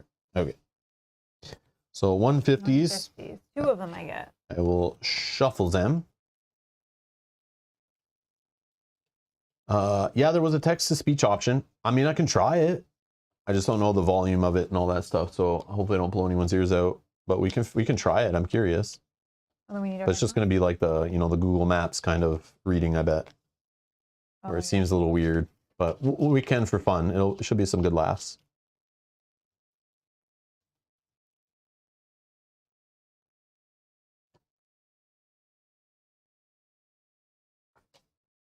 Oh, a bar of soap. Just what Mel needs. Yeah, filthy. Anyways, a bar of soap, a lubricant. It's got some aroma. Washing regularly affects how others perceive you. This slippery substance has some other unconventional uses as well. So convince it can help you, and in fights it can help I you. can You throw rub it it on in the their ground, eyes. or they slip on it. That's funny. Okay. And The Way of Spies, Perception and Literature, a book studying the art of observing the unseen and searching for the vanished, famous for being as hard to find and as it is cryptic to interpret. In perception skill checks, you may reroll up to 1 die and convert 1 book into a success. Okay. Sneaky, sneaky. All right. Cool. An hour later, you ascend the familiar stone steps of the university and step through the massive wooden doors. The inside is much like you remember, unlike the rest of the city. So you walk right into the council's wing and state your business to the beaver clerk there. You're early, she says, examining her papers. The council is still in the middle of a meeting discussing Sovereign's will. Interesting. You step towards the council room, but the beaver stops you. You'll have to wait. The protocol states they are not to be disturbed. At that, you feel the twinge of annoyance. Here comes the protocol. Once you again stand in your way and wasting your time, limiting your potential. How typical. Okay, what do you want to do? Do you want to sneak into the meeting, which is easy, with thievery, or you can intimidate the clerk to let you in with some, communication skills of medium, or, be the proper, so, you can be the Rob, or you can be the Karen, or you can just chill and wait your turn. And do what I would normally do. And do what you would normally do, be passive. I don't have, what is that one? Sorry. Thievery. I don't have anything for thievery, so I would just roll the 1. Intimidate. The thievery just needs 1 skill. Remember, every single die has at least 1 of those on it. And then because you would throw in the purple die, you'd get 2 chances on a 6-sided die to get it. But do you have anything for sneak or intimidate? No. Okay. I feel like I want to just wait my turn. Okay, yeah, that's what you do. That's what you do. You take a seat next to the well-dressed Tortara, who nods approvingly. Finally, some modesty and civility, he says, unlike the other adventurous thugs who think they can do whatever and go however they want. He rambles at length about manners while you wait, and as you're finally called for, he hands you a couple of coins as thanks. You gain 2 gold. Sweet. And so Mel will just update her dial on her player board to track that gold. I'm at 12, but I just want to see what the max is on here. There is a max. 20. Okay, so I'm at 12. Okay. I just want to know for myself. All right. 9 folks sitting around a long table look up as you enter. Alanja is the first to speak. Ah, Carrie, we didn't expect you so soon. After brief pleasantries, the chameleon gets to the point. Sovereign mentioned you in his will, she says, passing the paper to you, and it concerns us greatly. The brief, mysterious part in question is underlined. It says, to Carrie, I leave the true results of our research. Do with it as you will. An owl next to Lanja starts lecturing you about the sanctity of research, but you can already discern what's coming, and you feel indignation building. So we must ask, he says, did you in any way obfuscate or falsify your findings? So you could recall your research with Sovereign, which is a medium book check, or slam the table to show your displeasure, which is an easy might check. I will recall, which is probably my best. So just a reminder, you should have a maximum of 2 green, a blue, and 2 black. And I need... Unless Power of Mind was used, which is your special ability, which would give you a whole bunch of stuff. Well, I could choose, yeah. But yeah. No, I'll just try this. I need 2. I have no abilities that will help, but... And I have 3. I mean, you only need 2, and that's more than what you need. 2. Yeah, exactly. I don't think I want a chance And do to you have any bonuses reroll. off other things? No. Okay, reveal outcomes. Yes, I'll take it with 3. Oh, 4 plus that's would have fine. been That's fine. the awesomest option. I was afraid. The council looks surprised as you step forward. A little snappily, explain how you compiled all the previous studies on the behavioral peculiarities. I know the word, but I can't read the word for some reason, of animal folks, and how it was referenced to complement Sovereign's empirical research. Everything was done in accordance to the university's policies that they're so proud of. A doubt fades from the council's faces as you speak, and they nod in approval when you finish your spirited report. Very good, Langia says. Consider our worries dismissed. But what might Saffron's words mean then? On that, you aren't certain, but your natural curiosity is certainly piqued. You dig out the answer, however deep it is buried, and you'll start it at Saffron's old study in Maratu. Only here. Okay. 1, 2, 3, or 1, 2, 3, 4. Okay. If you want to continue it. All right. You earn 1 prestige. Sweet. Yay, Got 1 one. prestige. I didn't do the good thing, but whatever. Okay, return test of will 111 to the 111 section.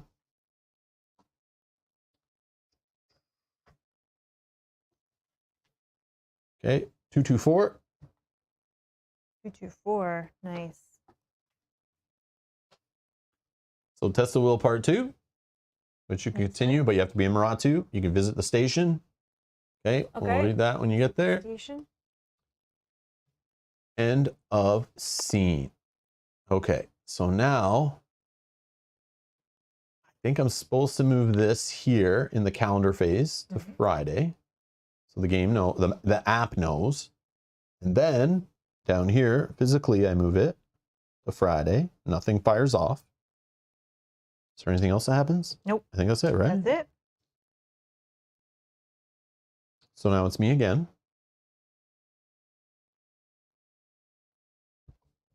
Peculiarities. Peculiarity. Man, that word is very peculiar. Can't get it out. All right. Okay. So I have options here. I have options. I'm here in Tashun. I could do my travel phase and just stay there. And I could do the ruins or the camp. I could try to go to Rheinstum, which is this big city right here. Try to do my little personal quest. Not far for you. I could just start. Yeah, true. I could just start traveling in any direction I want, YOLO, and then do an event on the road, and eventually try to get somewhere else.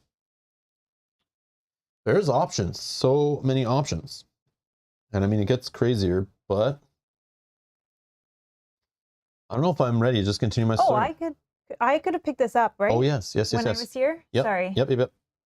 So instantly we would have replaced, but you can do that anytime on your turn. So we'll pretend you did it at the end of your turn. It's fine. Yeah. Flip it over. Nope, not in your item slot. Oh yeah, sorry, down here. Or up above, whatever. So Mel has just taken one of the quests from here that was at her location. Runaway Prince.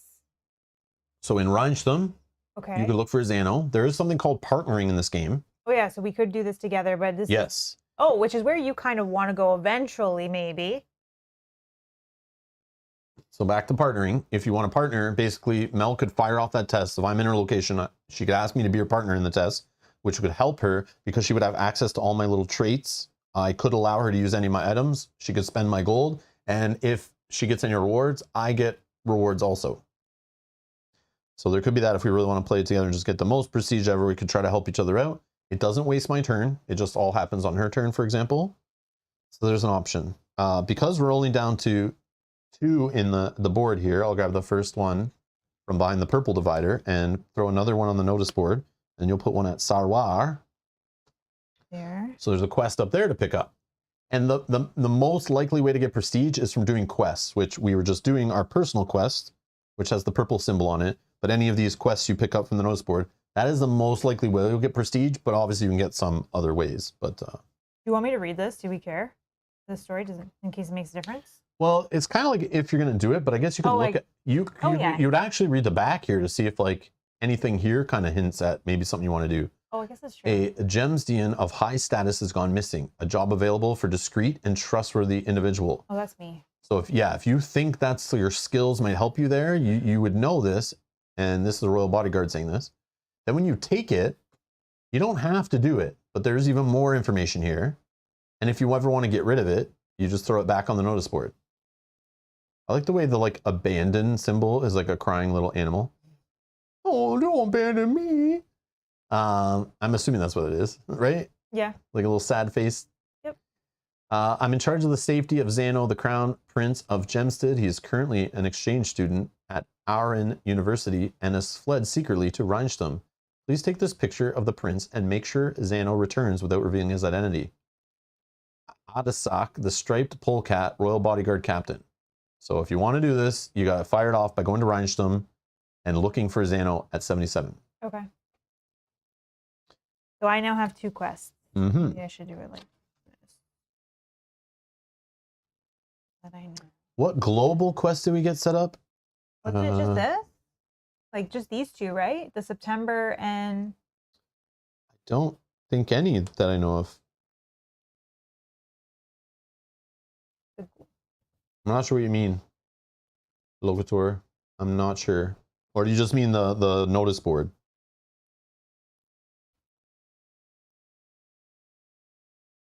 Like you mean the global status cards? I know sometimes like they're different as you progress through the game and stuff, but Yeah, that's all we had. we haven't got any yet. Should we have something else? I don't see anywhere where it said other than place the global status cards face up within everyone's view. It's fine. Oh, the 3 on the notice board. Yeah. They're here, but again, we don't know the other sides. We'll just deal with them as we pick them up. I'm not going to read through them all every time. Yeah, in case we don't even do them. Yeah, it's like it doesn't change really, you know. But obviously, you might look at some and might drive where you go.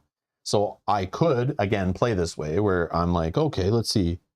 Yezdan, moving between cities in Galzyr is a pain. I have a solution, however. Just a simple courier service is needed to complete my plan.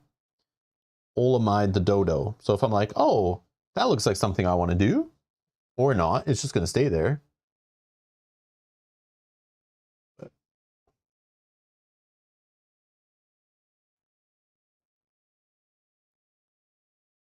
Hey, Rob, you've got mail. What? What are you talking about, man? Matthew, you're confusing me. You are confusing me. Are those 3 the win condition? No, Stevie J. No. These are just option things to do. So the win condition in a game session, in competitive, is to be the player with the most prestige at the end of the session, at the end of the days when the week is over.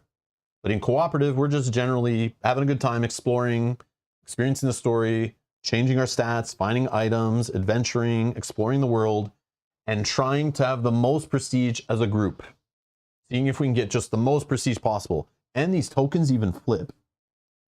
You can go above 10. And if you go above 10, you just flip this over and you start tracking beyond 10. Okay. And the most way to get prestige is through quests, which is the purple symbol that you'll see on quest cards. And that's the way to get the most prestige. You don't have to do quests though. You don't have to focus on them. You can do events. You know, you can do other little events on locations. They're just another option, but they are the driving force to get more prestige. The best way to get prestige. Like So, open world, right? We yeah. just do whatever we want. And the notice boards, just picture like, I don't know, any open world game, like any video game you can think of that's like open world. Like my daughter's playing that one, what's that farming one lately that has the board game? Stardew Valley? Stardew Valley. Stardew Valley. You could just wander around, farm, meet people, start little storylines, progress and do this. This is just open world sandbox craziness. Red Dead Redemption, Grand Theft Auto, Fallout series, Zelda Breath of the Wild. It's just that. There's no real like end, but it is a single play session is locked in by a week. But a single game doesn't have to be a single session. You could play multiple games in the same session and continue. It has options for that. But we're just wandering around and the only thing we're really tracking and working towards is trying to get more prestige. But to be honest, it's like, unless we're playing competitive, I don't really care about the prestige. Unless I played it a bunch and I realized like, oh man, the most I ever had was 11. I want to get more than that. So I might try one time to be really grindy and let's work together and try to get the most prestige on the board. But I just love exploring this little world, the writing, the characters, the things, seeing what items I get, the funny little stories you go on. You know, the adventures, trying to achieve things. Oh, it's just a weird, like, it's definitely a different vibe. It kind of gives me the vibe of like you're playing one of those open world games which has like a main storyline, which you can eventually get to a boss, beat it, win the game, see the credits. But literally, you could spend anywhere from 0 to infinity hours just exploring the world, checking what the developers hid in all different corners, side story quests, find special items, achievements, and funny Easter eggs and things.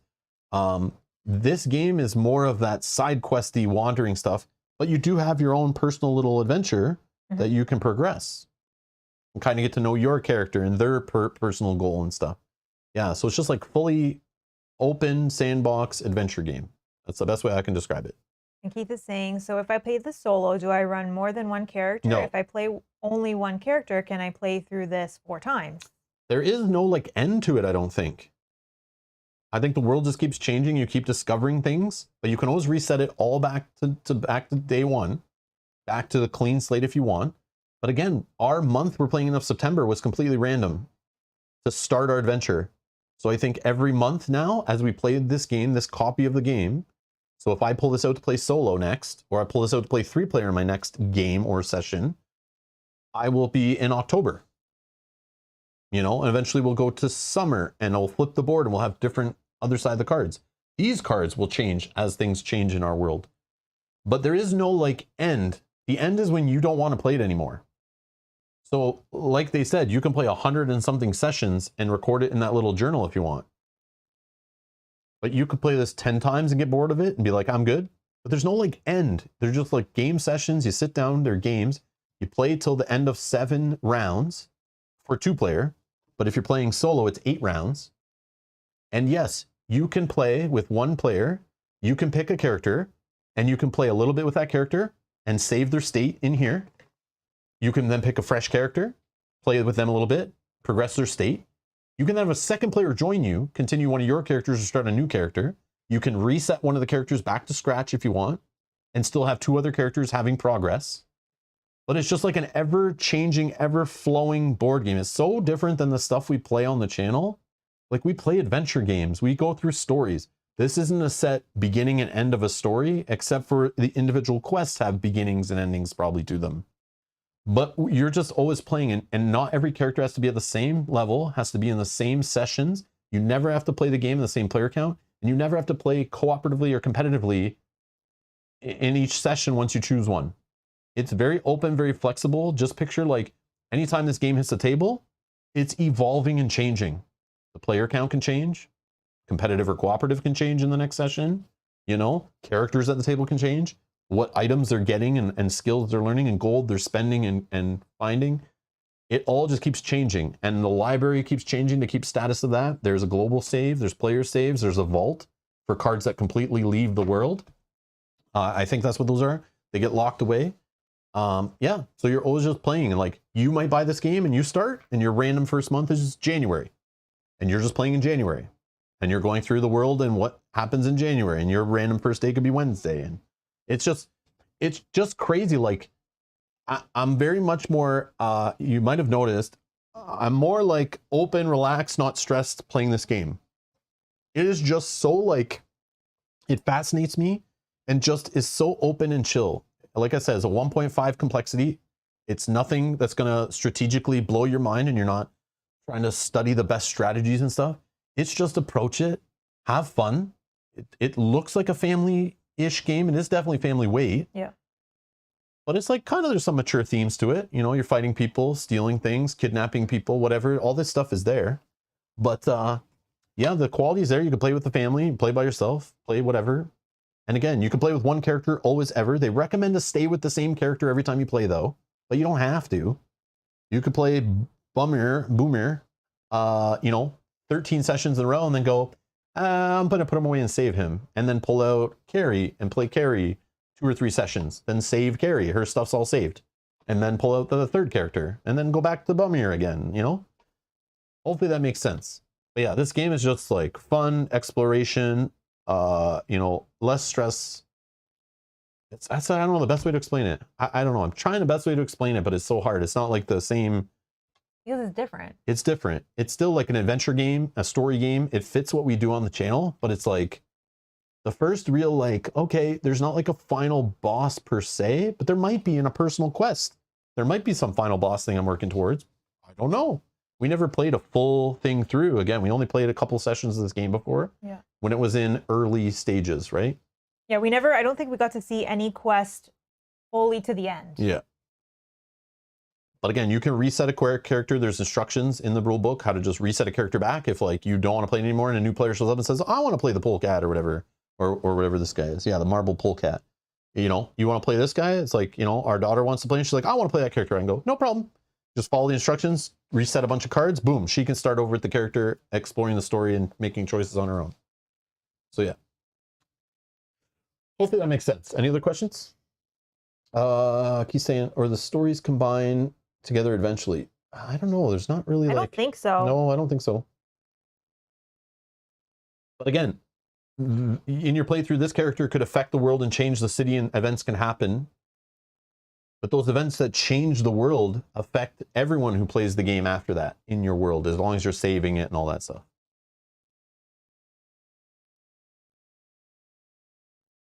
Stevie J says, it sounds cute and fun to me. That's like a good way to say it. Cute and fun. But it's still got like not the cutest themes. It's still jokey. It's still, they're like people. And people things are happening. There's politics, there's crime. They're trying to survive. Yeah, it's like, I don't know. It's still got the adventurous stuff we see in like Hexplorits and Lord of the Rings adventure games we play and stuff like that. But it's like in the animal folk world where it's colorful and there's animals, but it's like, it's still targeted at like, you know, the gamer, you know? Yeah, bad things still happen. Yeah, I don't know how to explain it. That's the best way. I think people will see it as we play, potentially, right? We only went through the first little intro. Edward's asking, is there a quest where you've got to find a small girl and her bunny doll in some creepy house and escape from a ghost? Doubt it. I don't think there's any games that do that, Edward. I never heard of that before. That sounds weird to me. I don't think there's games that do that. I think you're making that up. Anyways, very, very, very specific. Yeah, that is very specific of a scenario. Is that how you decide whether the game's for you or not? If it has all those things?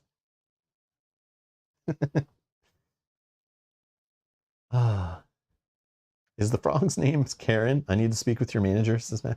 No, I don't play like that. No. All right. Yep. I guess we can get back to it. I don't remember what I was doing. Your turn. You're just kind of talking through what you can do. Oh, yes. So I'm going to just do random stuff just to show you guys different things. I'm not going to continue my story. And here's why. I think I did this in the last playthrough, or I talked about doing it. It didn't finish in the early copy, but you still could progress it a bunch. I'm going to leave this for you to discover on your own.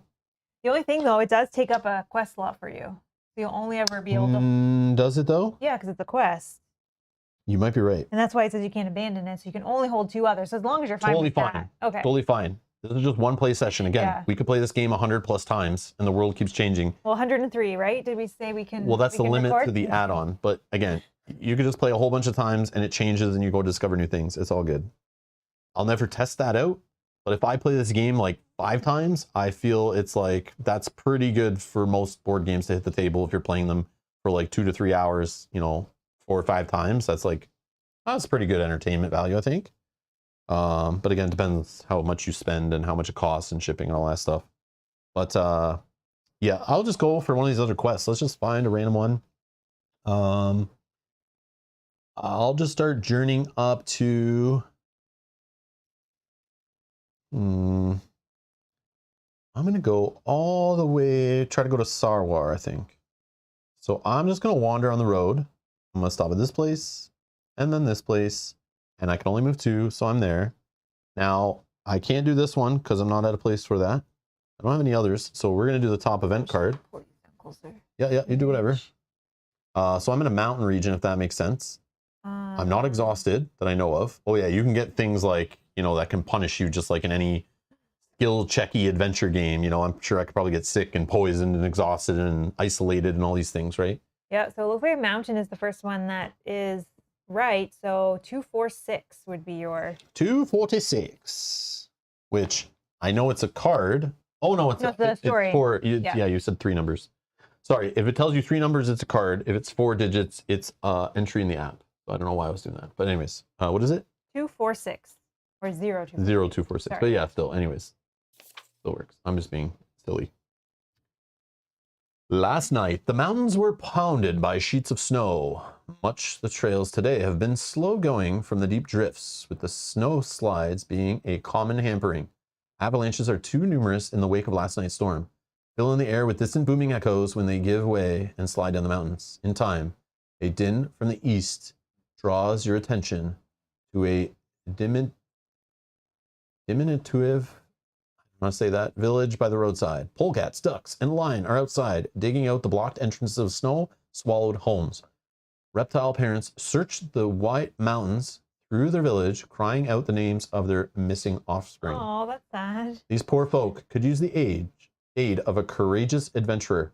So here's one thing I'm assuming, based on us telling the app we're playing in September, and based on that event card, and knowing the day of the week. I don't know if the day of the week ever plays into it. I don't think so, but a different thing is happening on that card at this location based on the month I'm playing in. Yeah, because that was, Edgar had originally said, should the event not have been winter, and then retracted it when it started talking about snow.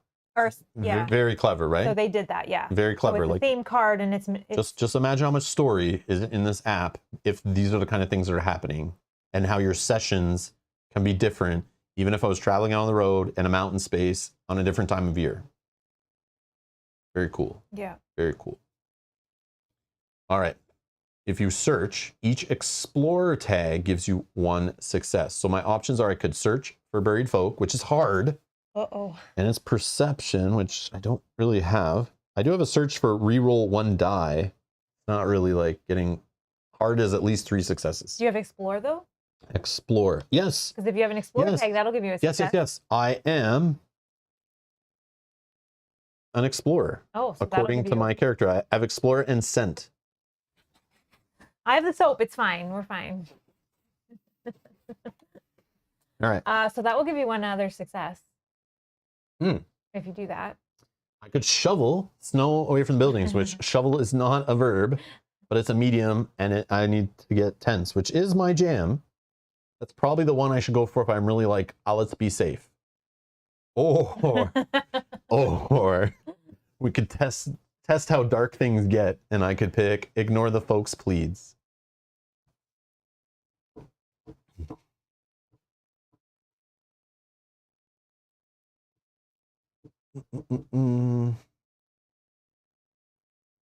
All right. Yeah, I think. I guess. I'm going to try to search, I think. I think you can do it. I want to push it. Okay, so there's nothing story-wise, just reveal the outcomes. So I automatically have a success with Explorer, okay? I'm going to roll. Oh, you're just rolling black, though, for this. No, because it's the purple eye, I can roll 1 pink, which is adjacent, which is like not the worst. And I get, on a search, I get a reroll of 1 die. So again. Oh, you have Explorer here too. Yeah, so you get 2 successes. Well, no. This is Explorer, which is a tag. Oh, Explorer and Explore. Explore is the different. verb, yeah. which is different. Yeah. Yeah, okay, so you have 1.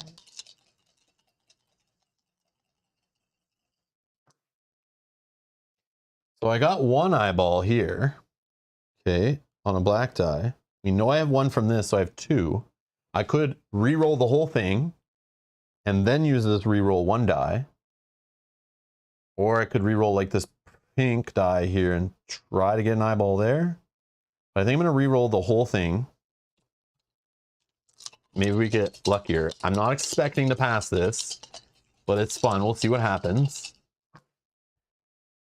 Still 1. Still 1. Okay, so we'll keep that. Oh, another thing I noticed in the rulebook this time, they say leave the dice. I don't know if it did that in the prototype we had or the early copy, but it says do not change the results on the dice because later, even in that scene, it could result back to them. Yeah, so I've been leaving them. Until the next skill check or the scene ends. Yeah, don't mess with the dice. That is something. Yeah, so I will re-roll this 1 pink die, hopefully get an eyeball. Oh, you're so lucky. Yes. So I have the 3. I mean, I didn't blow it away, but I should have passed. So 3.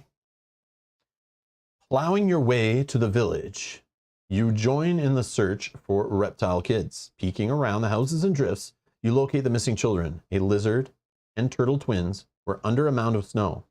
They had been caught in the snows, which the cold slowed down their metabolism to the point they couldn't move. The village's lion elder thanks you for locating the youngins. She puts her paws on your chest. You're welcome here anytime. You will always have a place here to return to, should you ever grow up or ever give up the adventurer's life. Like thunder, a great roar resounds in the distance and shakes the earth. Another snowslide has occurred, right in the direction where you're heading. You earn 1 prestige. Take 180 from the library.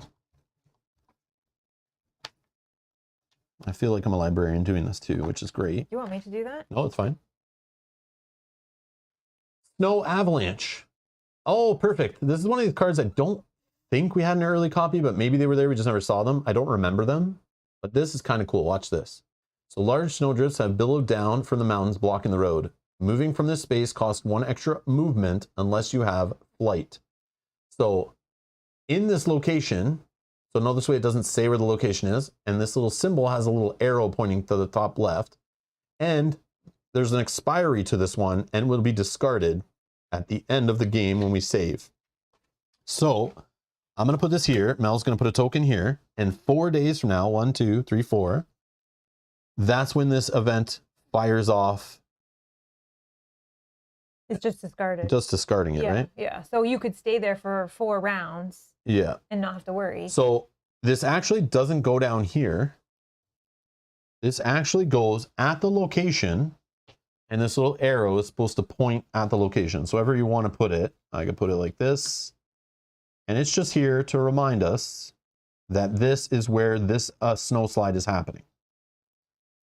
So there's something altering and happening in the world right now in our playthrough that could be dealt with, or I could just say, bye, bye. But now it's something else to do out on my journey where I could try to help the folks and fire off 0299 in the app. Awesome. Awesome. All right. Return the drawn event to the bottom of the event deck. I just did that. Okay, perfect. So that event could come around again, but remember, it had a ton of options on it, and based on the time of year it is, and the location you're at can be completely different, or the status you have. And then I end scene. Okay, now it's Mel's option, what she wants to do, traveling first, picking up quests, whatever, and then firing off a scene of her choice. Okay, I actually don't think I want to move. On this location here, there is market, library, and docks, and I'm thinking about going to the market with my 12 coins. Maybe it'll give me an option to buy something that will help or do something. So I think I want to go to the market, which is 18. Okay. Yeah, there's talk about why are the animal names underlined. I probably could have hovered over them and they'd probably do something. Thing. It just anytime it mentioned an animal. Yeah. You know what I bet? I bet he put in descriptions of what type of animal it is, because every time we played it, we were like, I don't know what type of animal it is. Yeah. I bet that's what it does. We'll try it next time. Good point. And I have to put on the audio. I just remembered. Let's put on the trying to read it out loud thing and see what happens. Oh yeah, I'm going to the market. Do we need headphones then, or will it just play out of? It'll play out of a speaker. So it might get echoey. So what I'll do is I'll mute us in a sec, and then we'll play. Hold on, 1 sec. 43, 47, 59, 75. All right, so I just set the volume of it, which should be loud enough for you guys to hear it. Might be too loud here, we'll see. So I close this. There's a question in the chat I see, Marky Clark. I do not have those new Dark Souls core sets. I reached out to the publisher. They said they would reach back out when they were looking to market those things. I am interested in the Dark Souls sets because they said they added house rules from the community and stuff to actually fix the rules of Dark Souls. But I don't know if I would purchase them yet at this point. I'm just kind of waiting on the publisher. But I was kind of interested just to see what they did. But I do not have them. And if we ever do get them, you'll just have to stay tuned to the channel. We'll pop up streams or maybe Mel will paint them or something. But right now, no, there's no plans for it on the channel. So no promises, but never say never. Just stay tuned. That's all. So yeah, I know nothing. But thank you for watching our videos. And yeah, Nemesis is an awesome game. Yeah, that was fun. 18. 18. We're going to the market.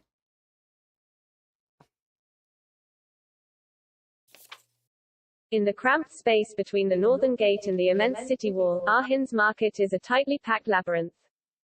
It amazes you how many hundreds of vendors that are in it. One such shop, selling finery and books, is offering massive discounts for folks who shop there today and, allegedly, only today. So yeah, if we do this again in the future, I'm going to turn that off, but it's there if you have trouble reading and stuff and you just want to have it read out to you. But for me to keep muting every time it reads it out, it's kind of annoying. I have to change things in my setup to like have it go through headphones and stuff, and I do not have them all plugged in right now, so I don't want to deal with that right now. But there you go. You got your demo of what the speech synthesizer is. It's just basically like, it is an android reading you the story. Yes, exactly. Do I have a mount tag? You got a horsey? No. Or a dragon or something? Partners tags do not count. So if I was riding one, you wouldn't. No. And somehow, despite the lack of space, there is a whole stable in here. It has a sign offering mount renting services. So anything particular you'd like to buy, you can rent a mount. So I bet this will give you extra movement. For 3 gold, you can rent a mount before shopping. Okay. Oh. Weapons and camping equipment.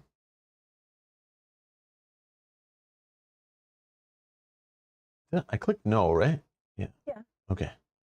Discounted books and apparel, which is sparkling. I forget what that is again. Miscellaneous gadgets.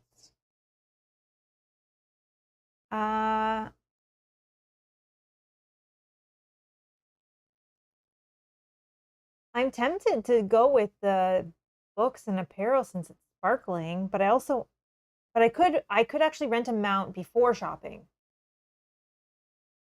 Let's do that. So I will spend 3. You have to have 3 gold for me to click this, and you gotta spend it. Yep. Entering into the sinking stables, you pick out a mount you like. Oh, here we go. An anteater. Now, I'm hovering over it. It's showing a question mark beside my little pointer. Look at this.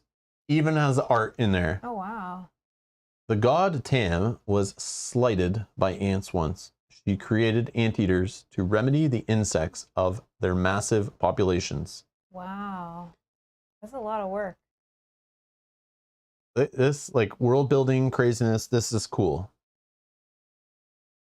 That's cool. Will I use it? Probably not that much, but that is Maybe if super we don't cool. know what something is. Yeah, that's neat. That's neat. Wow. Stevie J says the game looks like it could release new board/cards in the same play system. Again, these card holders, I believe, fit sleeve cards. So once I sleeve them all, it fits. There is a plain expansion, and I know this because in the rule book, it mentions 2 other characters and says, you do not have these characters. They're in an expansion, but I couldn't find this expansion anywhere. So I'm assuming it's something coming out later. So there you go. You heard it here first. But yeah, they can definitely expand, just like, 7 Continent had expansions. They're just cards that go in to add more options and things. But yes, the reason these look kind of empty-ish is because none of them are sleeved. But obviously, if you sleeve them, we're going to, fill these holders pretty quick. So just, there you go. All right. But yes, the fact that it's done digitally in an app and it's cards in a deck by number, yes, you could easily release new stuff, add things, expand things. Yep. Obviously, yeah, sandboxy nature, of course, which is neat. I don't know if that's needed, but it definitely can be done. But okay. So you rented a mount before shopping.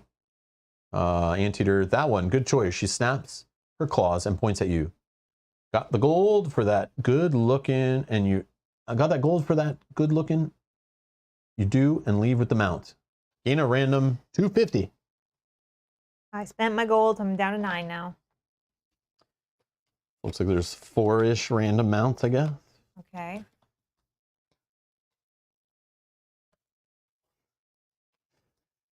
I don't know what's happening today. You can find out what an Ensenada. I forget how you said that. You don't have to tell me. Knuckles is the only. Are you talking like Sonic and Knuckles? Is he one? Is that what's happening? Whoa. Saiga. Got Enchilada? earrings on. Enchilada? Mountain hares in the East believe these bizarre animals to be sacred. Owning one is considered to be a great honor and a privilege. You, my friend, get +1 movement. One of my favorite things to get in adventure games. Can be traded to an adventurer without a mount. Okay. So you can't have double mounts, I guess, probably is the thing. So you could spend 3 gold to delay 2. So you add 2 time. So delaying is just pushing the time track token back. Otherwise, discard. So when it reaches 3 time and we resolve this, you could keep renting it for 2 more. That's cool. Or 3 more gold 3 to more buy gold. 2 more days. That's cool. Depending on what I need to do. Yep. I'm gonna put Oh that yeah, in you my get spot. that. Yeah. Duh. That's okay. And whoop.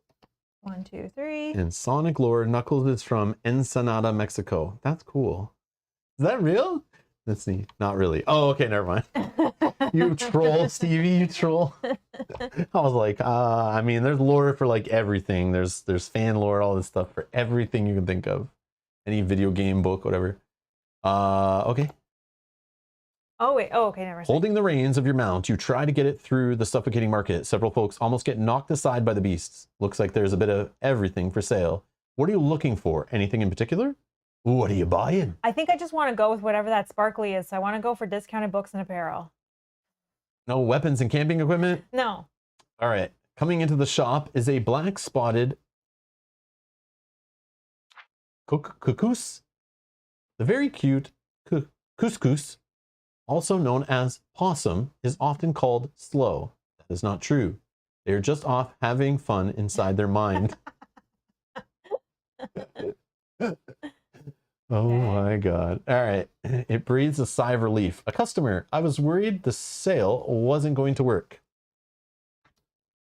She shows you to a case holding her most interesting pieces. With Aaron's great library, there isn't much demand for books.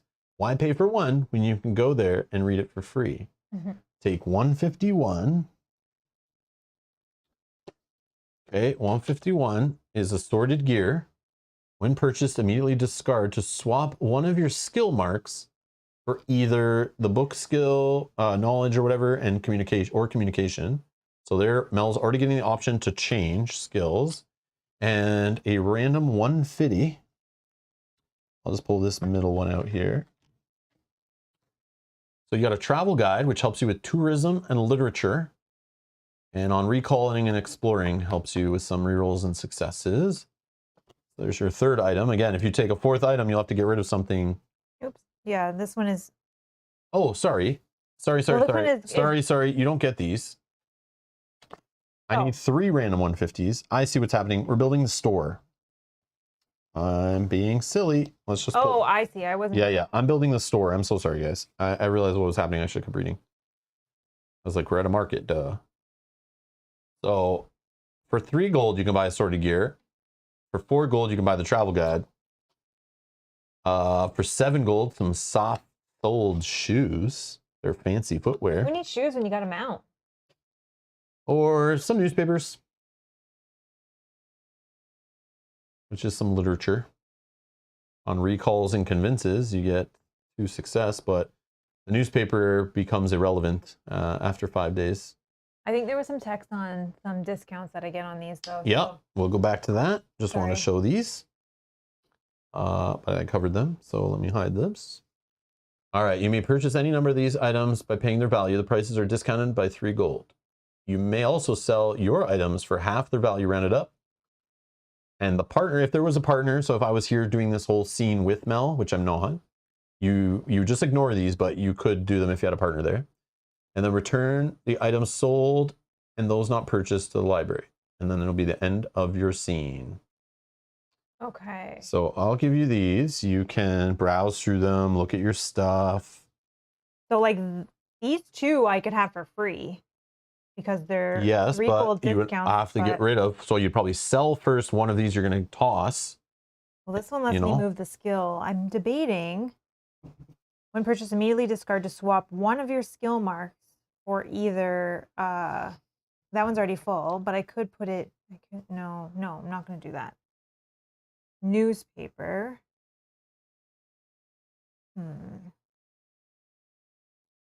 Recall and explore.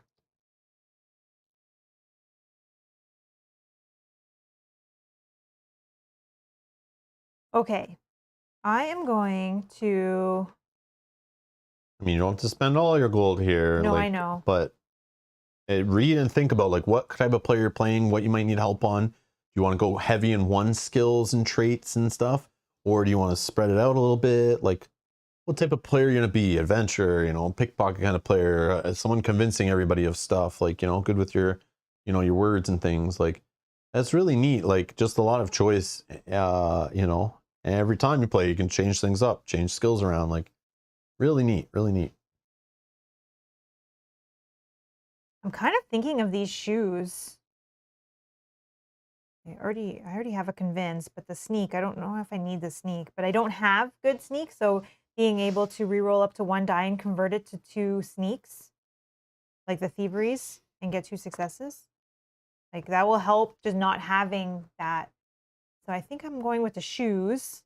Yogi says, always the shoes. Yeah, that's what I'm thinking. The shoes for are sure, good. the Stevie. Okay. Because the shoes for 4. Don't give her the credit card, says Yogi. She take my money. Well, I'm in need. I'm also just debating this travel guide. I'm going to spend my money in 1 second. I'm taking the shoes for sure, but I'm debating this travel guide and selling my Way of the Spies. So it is half rounded up. So this will give me 3. Yeah, so I'm not buying these 2. I'm going to sell the Way of the Spies for 3. And then I'm going to, so that will cost 1, and this will cost 4. 4, so I have 5. I sold that for free. I need to pay 2. Am I right on that math? I think so. I wasn't paying attention. 1, Don't care. 2. You haggle and do whatever you want. I'm not losing sleep over it. Okay. You didn't buy the changing thing? No, because it lets me only take, I already have this, and it would let me move 2 onto here. Oh, I see. Which okay. they're kind of already where fine. I'm good. So Cool. I think I'm good with those I options. don't know what the hell you guys are doing in the chat know. there. Matthew's losing his mind or something. He may be crying for help. I don't know, but like he needs us to call somebody. He's fallen down his stairs and can't get up, I think. Yeah, we're not sure what's happening, Matthew. I don't know.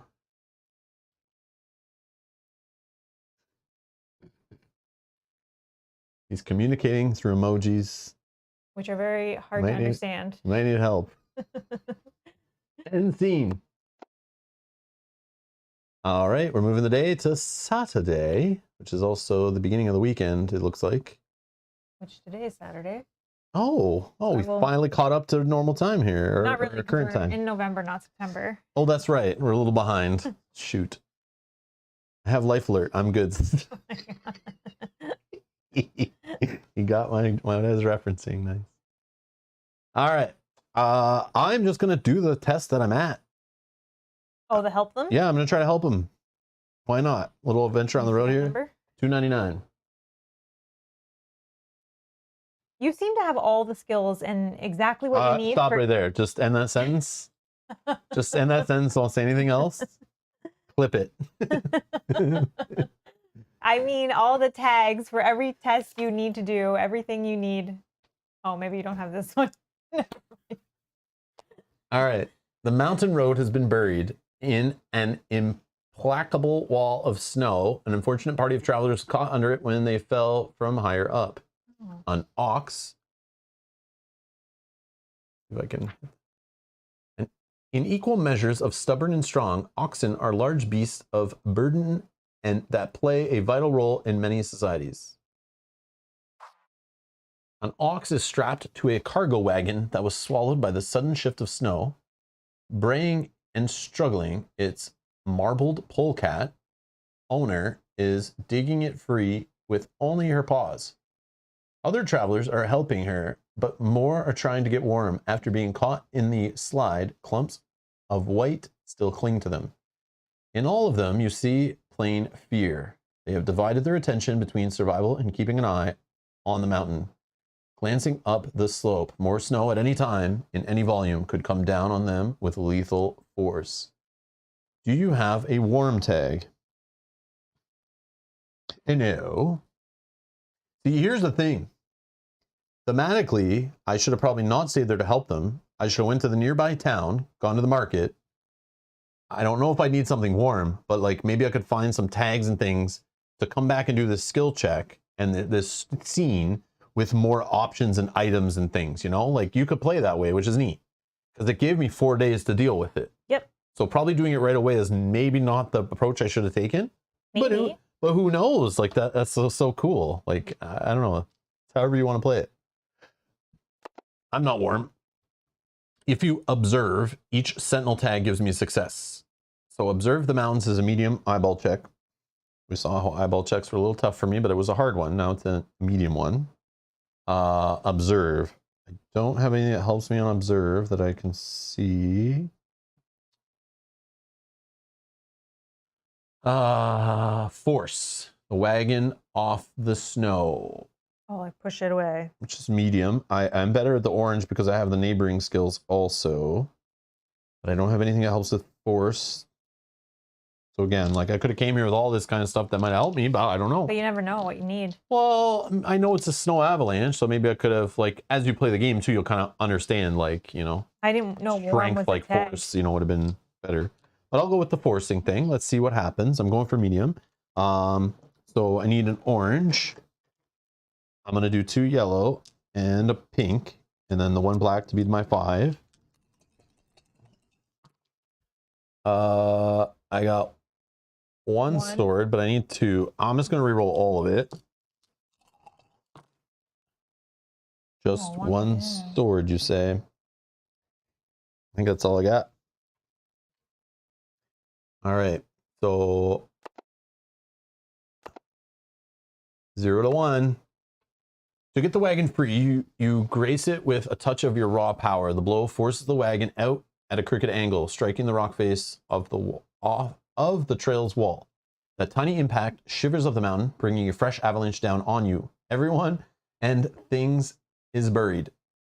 For hours, you are swallowed by the snow. Muffles ebb through the packed white around you.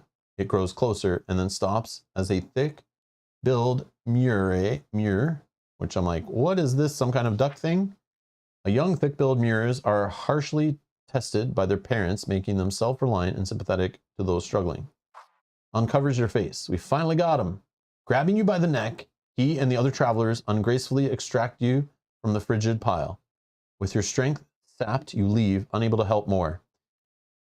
If you were cold again, anywhere in the next 20 years, it'd be too soon. Give 56 to the adventurer. And if I was playing with a partner, which this would probably be something to come back with a partner to help. That's another thing I could have done. Said, Mel, I need your help. We got to help these people. I probably, you know. More people makes it a little bit easier. Yeah. So this is cool. All right. 56. Let's see what 56 is. I'm sure I get hypothermia or something. I'm freezing. Oh, okay. Cold and weary. Thanks to your recent adventures, you're cold to the bone. A walking ice cube. In skill checks, the number of dice you can use is reduced by 2. Oh, you need to find warm. If you have warm, discard. Or after 3 days, I warm up. Oh my god. Don't do any skill tests for 3 days. Oh my god. What is this? Use your token. All right. Whoa, that's funny. That is funny. Oh, I wonder what would happen if you were warm before you did this. That's what I'm saying. Like that would have been the play. Now I know. Like, don't help people in an avalanche unless I have some warmth. Yeah. Like, I'm learning the. Or some muscles. Hey. I'm just kidding. I jinxed you, I think. Yeah. I just want to see what happened. I'm like just testing the game and exploring and poking around. I think this is fun. I'm just showing the game off. Like, you guys can take this game, play it how you want, make different choices, be smarter with the skill checks and the tags you need and the items you need. Like, maybe you learn that there's like shovels and jackets and plows and things that are sold at a certain city during the winter. Like, you can learn that stuff, and then you can go get that when you see this certain thing come up, right? Yep. Like, as you explore and learn the world, like same with the open world video games, you start learning where's the best place to sell this or buy that or meet this person or explore that, or I can find more gold in this area if I sell these type of items. Like, who knows how crazy this stuff gets. I just think it's really fun. I just have to say, it's also September. Let's wait until January and see what happens in the snow. January, I would have got the card. You would have been dead. I know, I would have got the card, you died. You died. Okay. Game over. That is funny. All right, what are you doing? So I'm thinking actually about going to Rhinestrom here to help this runaway prince, because I do have my mount and I can get there 1, 2, 3 in one turn. I could also go pick up a quest here, but I think I'm going to go do this just for fun. So let's use my mount, gives me +1 movement. Let's go 1, 2, 3. And then in here, I have the option of all of these. I'm just going to, oh, there's a market there too. There's a casino in here, everyone. Okay, maybe this game isn't family friendly. There is gambling. But I'm going to just actually look for Xano, and we'll check 77. Let's start this and see if I have what I need for this.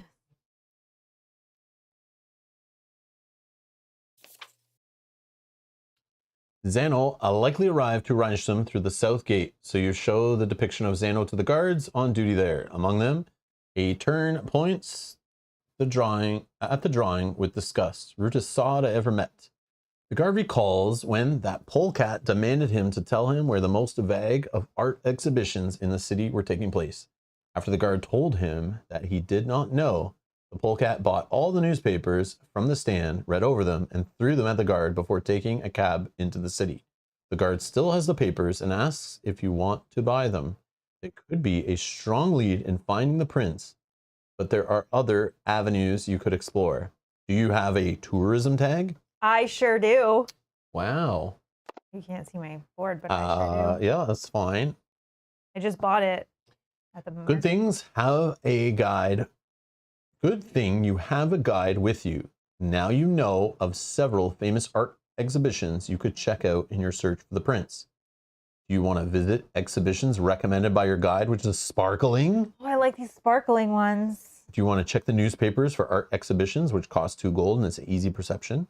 Or do you want to explore extensive hotels and taverns, which is hard? You need tents. I want to visit the exhibit. You get to work stopping at every recommended art exhibition in the city. Each time you ask about the polecat shown in your drawing, but no one has seen him. Eventually, you work your way to visiting one of the more obscure art exhibitions. It is hosted at a Gallery Impact, which is in the poorest part of the city.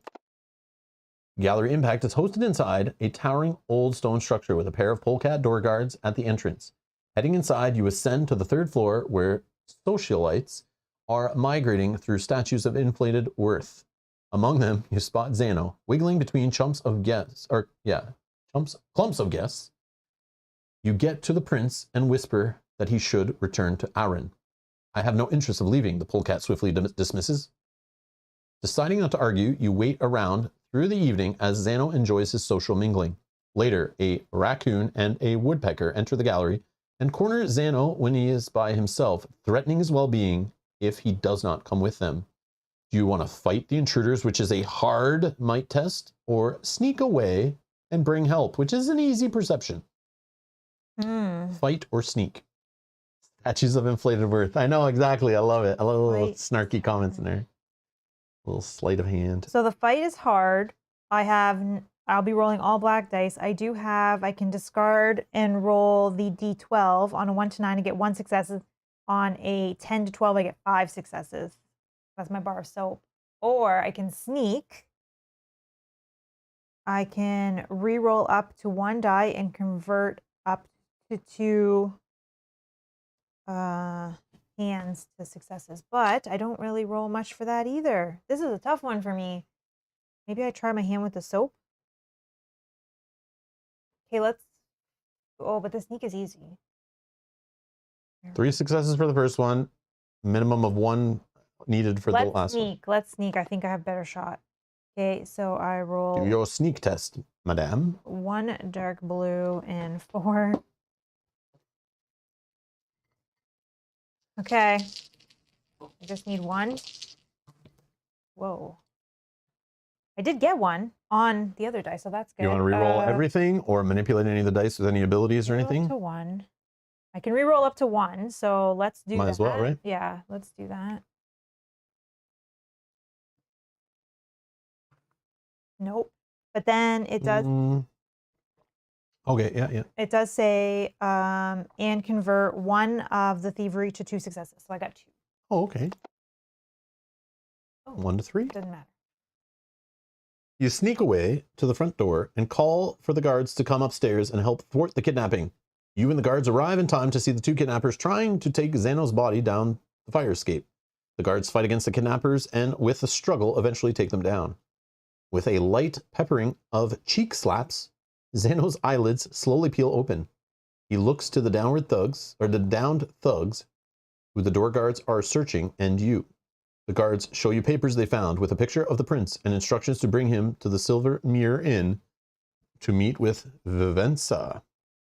I would like to head to this inn, the prince muses to you. See who this Vivenza is. You earn 2 prestige. Sweet. Yay! Return Runaway Prince 147 from the adventurer to the library. 147. Oh, jeez. Uh-oh. Oh, jeez. No, it's just a 150.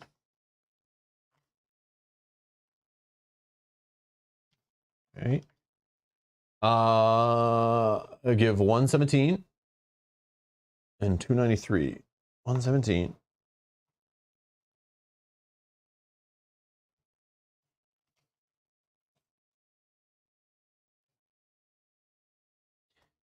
$293.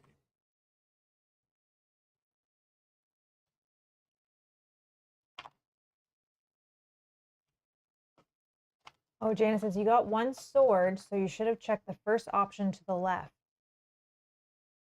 I did get 1 sword, so. Oh, because you have to go left to right, right? You do the leftmost option first. Is that how it works? Are we able to go back? I don't know. Let's try. Oh, okay. Thanks, Janet. Yeah. Can I? Yes, we can correct it. Oh, okay, good. So I don't need those, and I still technically have that 147. Okay, let's see what happens. Yeah, right behind the duo trying to abduct the prince is a large gypsum statue. You might be able to knock it over and have it fall on the 2 crooks.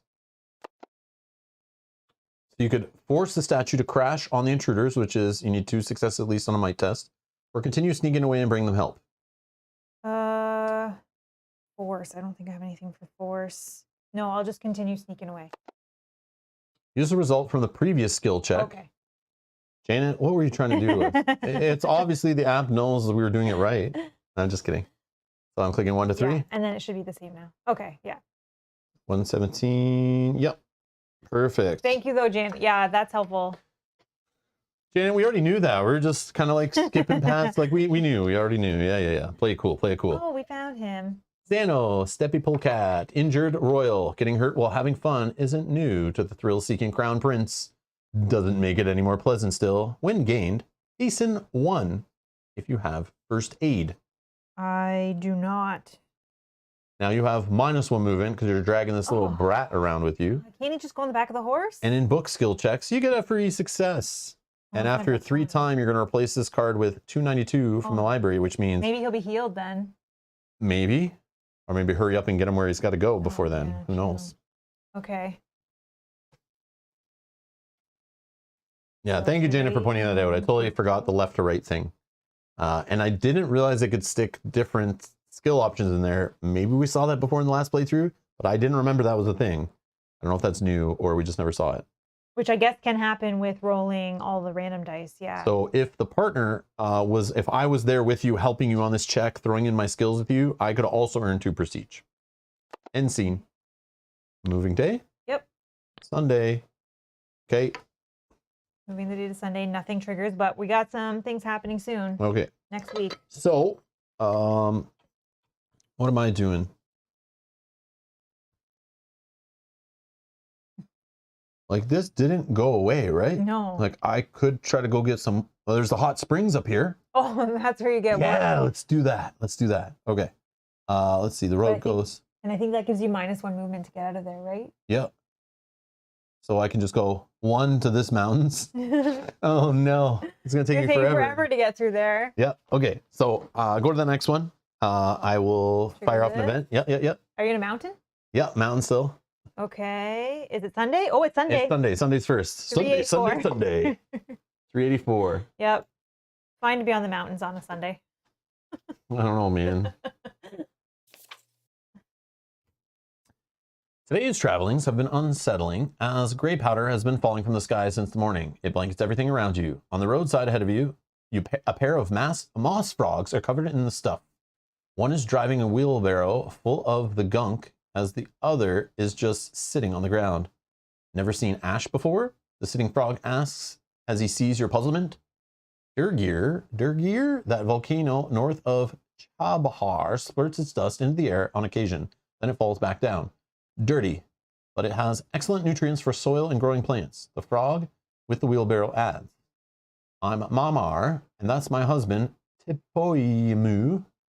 Would you help me gather enough ash for our garden? Each flight tag gives you 1 success. I'm not having any flight. No flight that I see. I could explore the area for ash, observe the area for ash, or refuse to help. I think explore, because I get 2 free successes, but it's easy. Yeah, let's just explore. Okay, so I get 2 yellows. I'm gonna take an orange, 2 blacks, 2 blacks. Oh yeah, I got 2, but I have 2 free successes here, so it's technically 4. I don't know of. But I could have more, but I'm not looking. Where is my mouse? While everything is covered in ash, most of it is a thin dusting that isn't worth collecting up. So you explore the area to find many large mounds that are worth collecting. Bringing it to Mamar, you dump all the ash into a wheelbarrow. Oh my, what a fantastic help you've been. Let me give you something for being such an outstanding little helper. Aww. 247. If it's unavailable, you get a random 150 instead. 247. How nice. Look at this. It's a mystery present. We're 6 gold, mind you. Surprise. Shaking of presents rarely gives any hints of their contents. Lemurs, however, are rather gifted at figuring out what's inside with frightening accuracy. Janet with the super chat, thank you so much. Go grab a hot toddy as you trek through the snow. Janet, thank you so much. You're too kind. That'll warm you up. You may discard to roll the d12. Then you take 20 plus the rolled value. If unavailable, take a random 150. And on a convince test, I could discard this to like basically convince someone. Yeah, take this for 3 free successes. I'm nice. Huh. Or you can sell it, which I mean, pretty good. I can open it. Yeah, you can open it. I can open it and find out what's inside. Which you could do right now. I don't know. I want to, but I don't know if I should on stream. I feel like I should leave that just to tease everybody. Oh, so they don't know what's inside. But it depends on... yeah. The D12. So can it be anywhere from 21 or card 21 to... Or sorry. Yeah, it's like 020 plus the rolled value.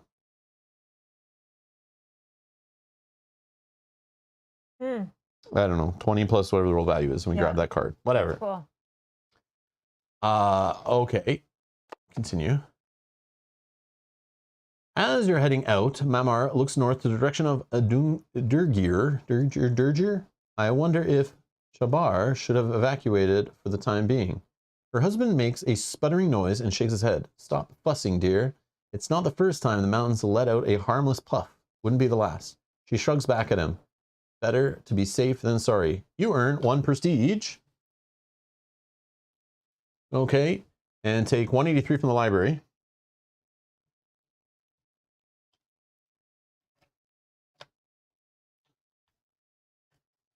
and we're going to place it at that place. So now that volcano is a slumbering giant sitting there for 5 time. I can warn the Chabarians, so I can go there and warn them. And when that time happens, I'm going to take this from there and replace location 2 with this card. So like if that volcano goes off and I don't warn them, I assume bad things happen and the location actually changes. You are causing a lot of havoc. This is awesome. This is awesome. So I'm going to put this card here, just touching that location up there. Okay. Oh, you can't see it. So yeah, just put this here, touching Chabar or whatever, the city up at the top there in the north. So this one's for here, this one's for here. And my prestige is now 4.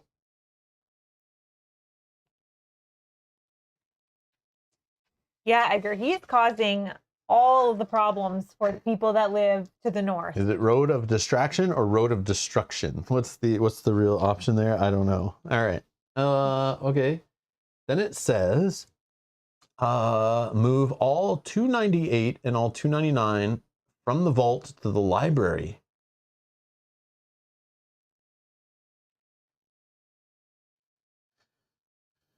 $298, $299. Okay, I don't know what that's all about.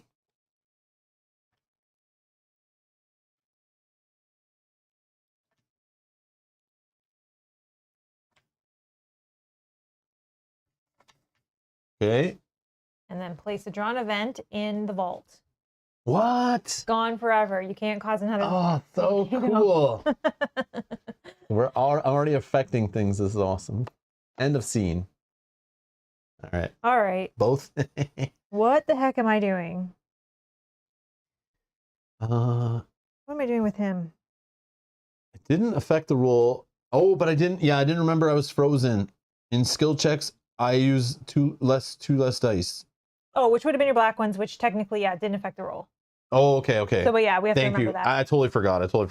I'm gonna put this down here. Yeah, I totally forgot about the freezing. My bad. My bad. I looked at the traits on it, like the tags, but I didn't even think about the ability. Thank you, Evil Weevil. I don't really know what I'm doing. Visit the inn. Clip it.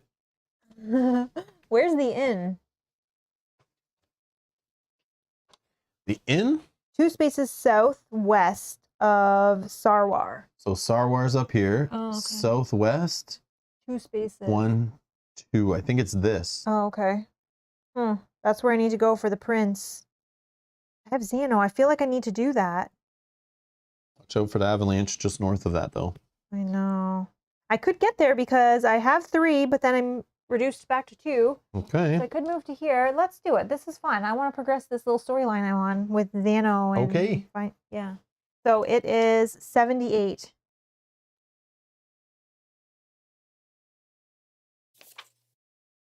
A 2-story wooden inn before you, as a board above its door reading Silver Mirror. Xano waves over a magpie employee outside the front door who is carrying a pail of water. Good sir, we are friends of Vivenza. Have they arrived yet? He asks, giving you a subtle smile as the bird hops over to you. She has, young master. Fantastic. Could you point us to her room? Up there, the bird gestures with a head toss, directing you to a balcony on the 2nd floor hanging above a woodshed. Cannot miss it when you're inside. The magpie dips his head after Xano tosses him a coin. Thank you, sir. The prince waits for an employee to leave before asking you, what's our way in? You could jump to the balcony, which is an easy might test. You just need 1 success, or you can enter the inn. I will enter the inn. The inn's namesake must be from the enormous silver-rimmed mirror that hangs behind the bar opposite the entrance. Scanning over the patrons who are eating and drinking, Xano discreetly directs your attention towards one table in particular. At it is 3 polecats and a tortoise, all of which are staring at the prince. You hear them talking about something relating to Azembi and security. Moving with purpose, the group leaves their table and approaches you. One polecat dips her head to the prince. Might we be in the presence of Xano, the heir of Gemsed? Act being surprised, which is easy with your communication stuff here. Figure out who these folks are with a medium intellect test, or admit they are right. Oh, I mean, they are right, but I don't want to admit it. Let's figure out who they are. So we're going to do 2, 1, and 2. And this doesn't have any tags or anything. So, and then in, this is a book test. Yeah, in book tests, I get 1 skill because I have Xano. So this is probably what I'm supposed to do. 1, 2, 3, 4. 4. Are you good with that? I'm good with that. Oh, could have been 5. That's fine. Reflecting on the snippets of conversation the group was having when you entered the inn, you pin them as members of the intelligence agency of Azembi and ask them if they are such. The leader of the party gives you an approving smile at your deduction. Allow me to take Xano to Venenza, our leader, Vivenza. She is anxious to meet the prince. Leaving her party at the table, she heads upstairs and beckons for you and Xano to follow her. Vivenza dips her head to the prince. Your Highness, it has come to our attention that one of the ruling families in Arin wants to kill you to provoke a war with Gemsed. We will discuss it tomorrow. Giving Xano a sweet key, she tells you there is a room for all of you. Taking the key, you and the prince go to an extravagant suite and enter it. A clattering sound echoes down the chimney and something lands in the fireplace and rolls out. Xano's eyes widen. Bomb! Do you have a sentinel tag? This is awesome. I do not. No. This is bad. You could run outside, which is a medium survival test or whatever, or put the bomb inside a wardrobe, which is a medium thievery test. Run. Do I have a run? Probably not. That doesn't sound familiar. No. Okay. Whoa. You're about to die. Okay. I need to run. That's my You're running? I'm running. So I will get 2 green and 3 black. And I Heather says, this looks like the best RPG sim board game I've seen. Interesting. I don't have any bonuses on this.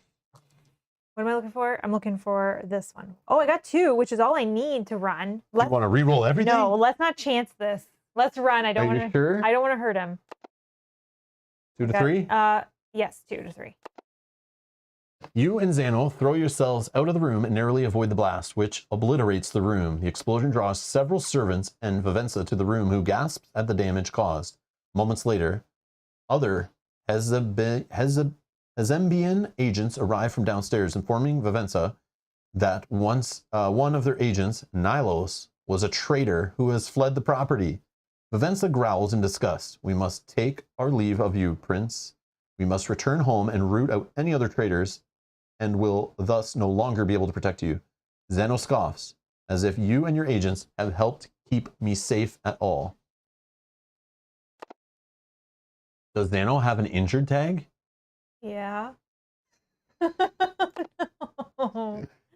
Asking the prince how he feels, he smiles and shrugs. Better, but at best, not to linger here any longer. But I know someone who can help us. Xano outlines that on the inlet of Kishanu, there is a contact there that will be able to help fill him in on what's going on. You earn 2 prestige. Yeah.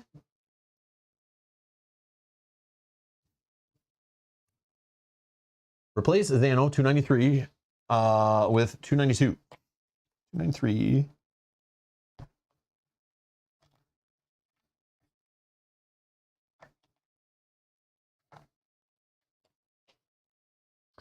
Oh, fancy. He's fancy and he's royal. The Crown Prince of Gemsed seeks to enjoy life to the fullest while charming. Xano is impatient, a result of being raised in the royal palace. In those book skill checks, you still get +1 success. And now you have fight. On fight tests, you get a success and reroll up to a die. And he's got 5 little expiry time on his. Change that. 1, 2, 3, 4, 5. So there we go. And then this I'm giving back to you. Return 117 and give 118.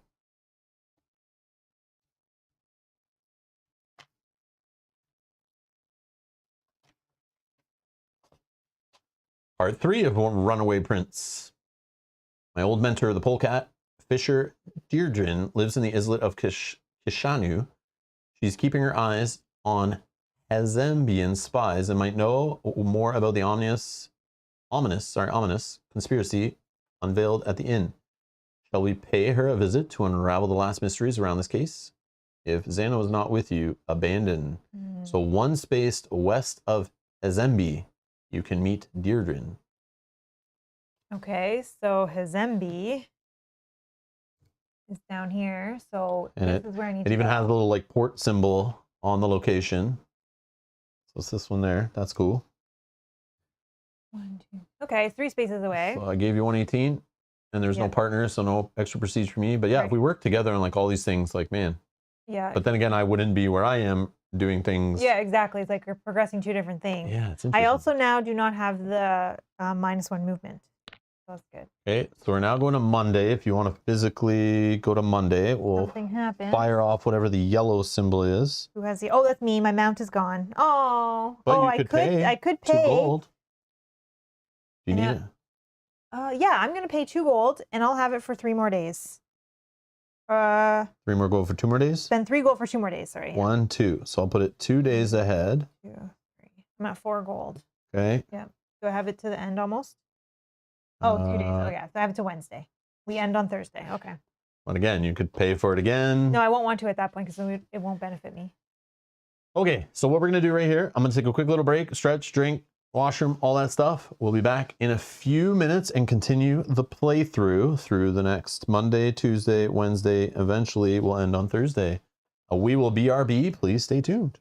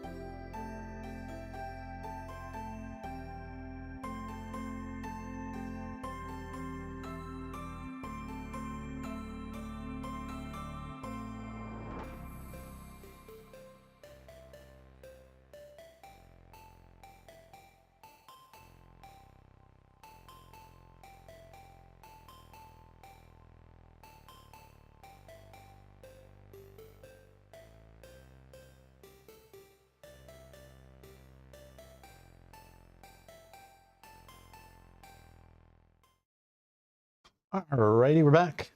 We're starting a new day. Yep. With me. Where am I? Wait, I'm wandering up to find something warm. So I'm going to move 1, 2.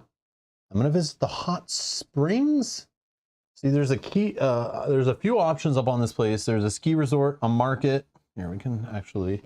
Cool part when it's cards on a board. Ski resort, market, and hot springs. I'm going to check the hot springs. Maybe you can find something warm there, but maybe also the market would be a place to go. But yeah, I'm going to try the hot springs first. Like, I'm looking for warm. It's got the word hot. I mean, maybe it's not as obvious. I don't know. So I'm going to number 6 in the app. All right, the Inn of the Wet Feathers is the main attraction of Chabar, city of hot springs. Relaxing pipe music can be heard even before you enter. And upon going through the doors, you are welcomed by the deep bow of an emperor penguin, the innkeeper Ranut. He squawks enthusiastically about how busy it is in the time of year and how proud he is of his little resort. My staff can barely keep up with all the peak season work. He looks at you for a brief moment. You don't happen to need a job, do you? Well, how much time do I have before those people die in the avalanche? I can work seasonally. I could clean the baths for a medium test. That's my jam. I could spend your day at the inn for 2 or help at the inn. I'm going to clean the baths. You know what? Let's have some fun. You'll probably warm up doing that. Okay. 2 yellow, an orange, 2 black. Oh, 2 less dice. 2 less dice. Oh yeah, when the heck does that go away? Oh, if I have warm, I get to discard that eventually. Oh yeah, it'll go away next round. Still.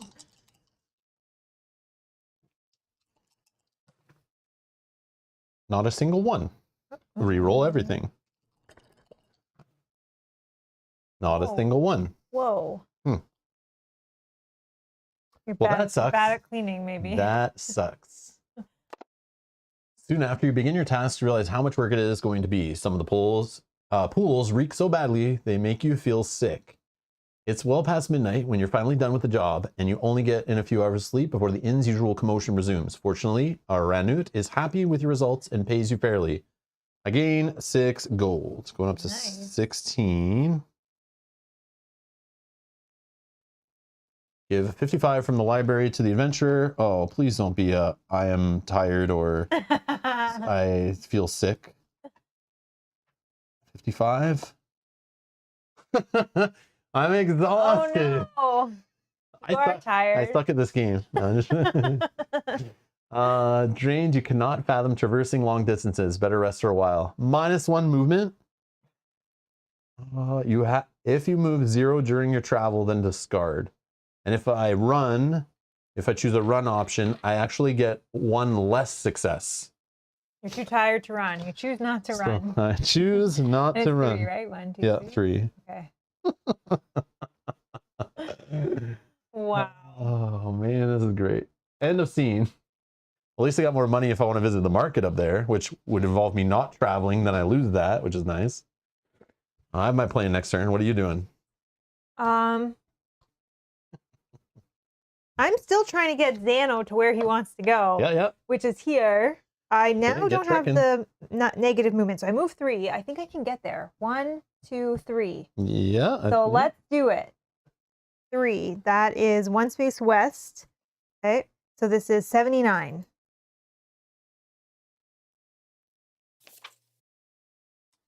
At the Kashanu docks, you meet a polecat named Deerdin on her fishing boat.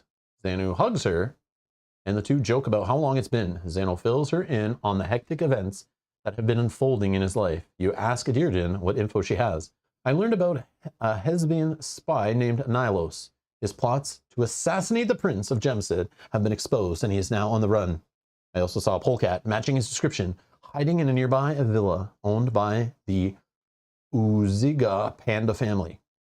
Arms dealers, Xano elaborates. Okay, now we got weapons dealing in this game. I remember last time we played, it was like all of a sudden, like the threats, the murder, the kidnapping, all this stuff started happening, and I was like, whoa, based on the animal folk art, But again, we played Dawn of the Peacemakers, which is all Yeah. about like stopping a war and people killing and all that stuff. So it's like, even though it's the animal folk and the game looks cutesy, it's anything but. Mhm. Okay. So Dearden sails around the islet. What was it? It's a little island thing, right? Mhm. Islet, I don't remember. Islet, I think. Islet, I think. At that night, dropping you off on a beach next to the villa that she saw Nilos at. You see the house among a large overgrown garden at the end of the path. You want to go to the back door or check the garden? I would like to check the garden.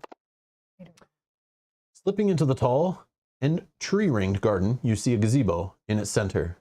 Each holds the table and chairs. Before you can eye the surroundings much longer, a wolf enters the garden.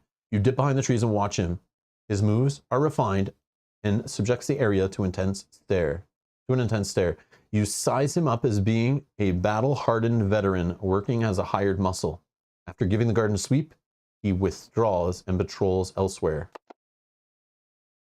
Scouting your way through the elaborate and neglected front gardens, you find a place to hide among the overgrown plants and wait to see if any more guards are patrolling the property.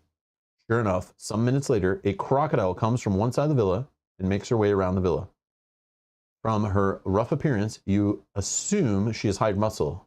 Once she leaves, you should be all clear to exit the foliage and head over to the gazebo without being caught.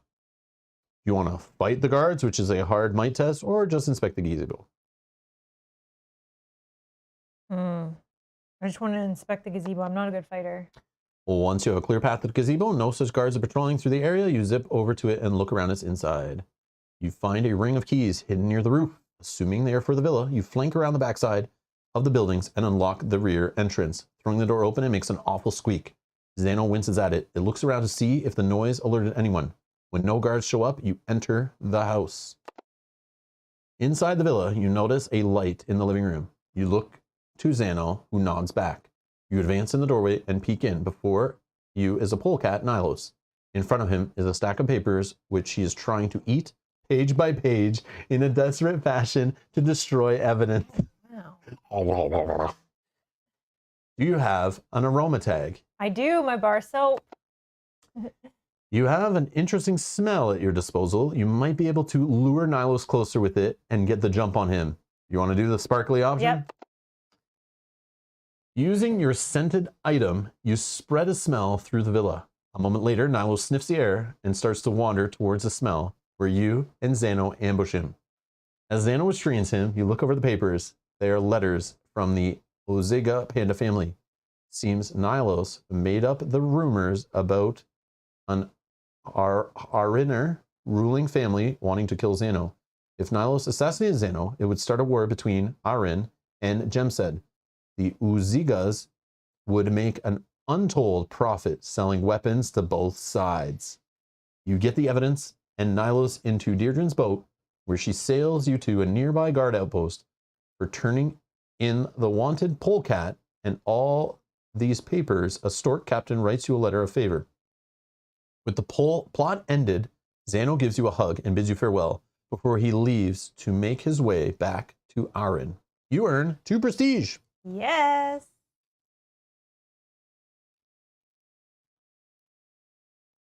Return one reprints 118 to the library. 118. Okay. And then return Zano, 292. 292. Take all tokens away. Okay. And then give 301 301. to the adventure. Yeah. And then there's no partners. Favor of elite. It's elite. Is that an item? What is this? Oh, it's the same as my mount. I don't It's know a what different those symbol. What's that are. symbol mean again? What are the Adventure status. Oh, it's a status card. Okay, I see. I'm elite. So you have the elite status. You've won the trust of a person of high influence. Giving this letter to the right folk at the right time can make things a lot easier for you. Make it count. That's awesome. Awesome. Okay, so then, sorry, what does that other symbol mean? Oh, it's a new event. Oh. Yeah, so this is the event deck. It's this symbol up here, right? Yeah, but sorry, I'm looking at this one, which is rules in the Book of Adventures affecting everyone. Okay. Oh, I see. Take 268. Oh, from the library and shuffle it into the deck. Yeah, so it's like I a new event card, you know, is getting. I see. So that means you're shuffling. So anything that was put on the bottom, which sometimes they go, now Yeah. is mixed in and can happen at different times again, but based on different requirements. So we're ending scene, going to Tuesday. Oh. Which will fire off. We start with the top one. Not that it matters too much usually, but red, whatever that is. Oh, this. I'm no longer cold. Discard. So I'm gonna put 56 back in here. Okay. And then what's the blue? The blue is the avalanche. Oh no! We didn't help them in time. Oh no, I didn't realize it was that fast. Yeah, 4 days. Oh. But because I wasted days trying to help them. And too. then you could only move one the second day. So this just gets discarded? Yeah, right? Yep. Okay, whatever.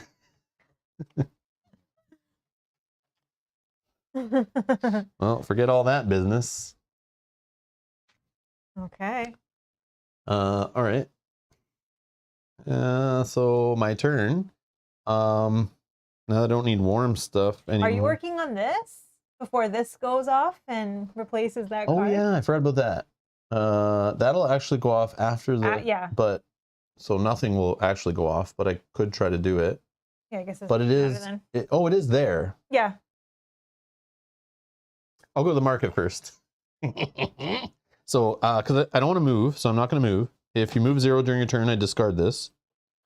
Okay, so I'm no longer That's a exhausted. green one. Yes, the crocodile. Okay. All right, so where are we? Market is 5. 5. Chubar's humble township clashes with the densely packed market. 100 businesses are here with cunning entrepreneurs from across Gemset and Galzyr. A stall selling books and apparel has an offer that if you purchase one of their items, you'll get a ticket for free lunch at the Kirabash Resort. Do you have a mount tag? Partners don't count. No. Oh, I could buy a mount, but I'm not going to do that right now. That is awesome. So you can buy mounts pretty much every market, I guess.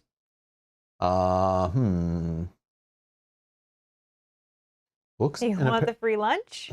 Yeah, I think I want the combo. I want a combo number 1, please. A stunned black bear is behind the corner, oogling as you shop.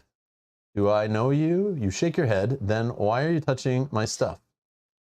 At the odd question, you ask him if he's a seller. Oh yeah, sometimes I forget things.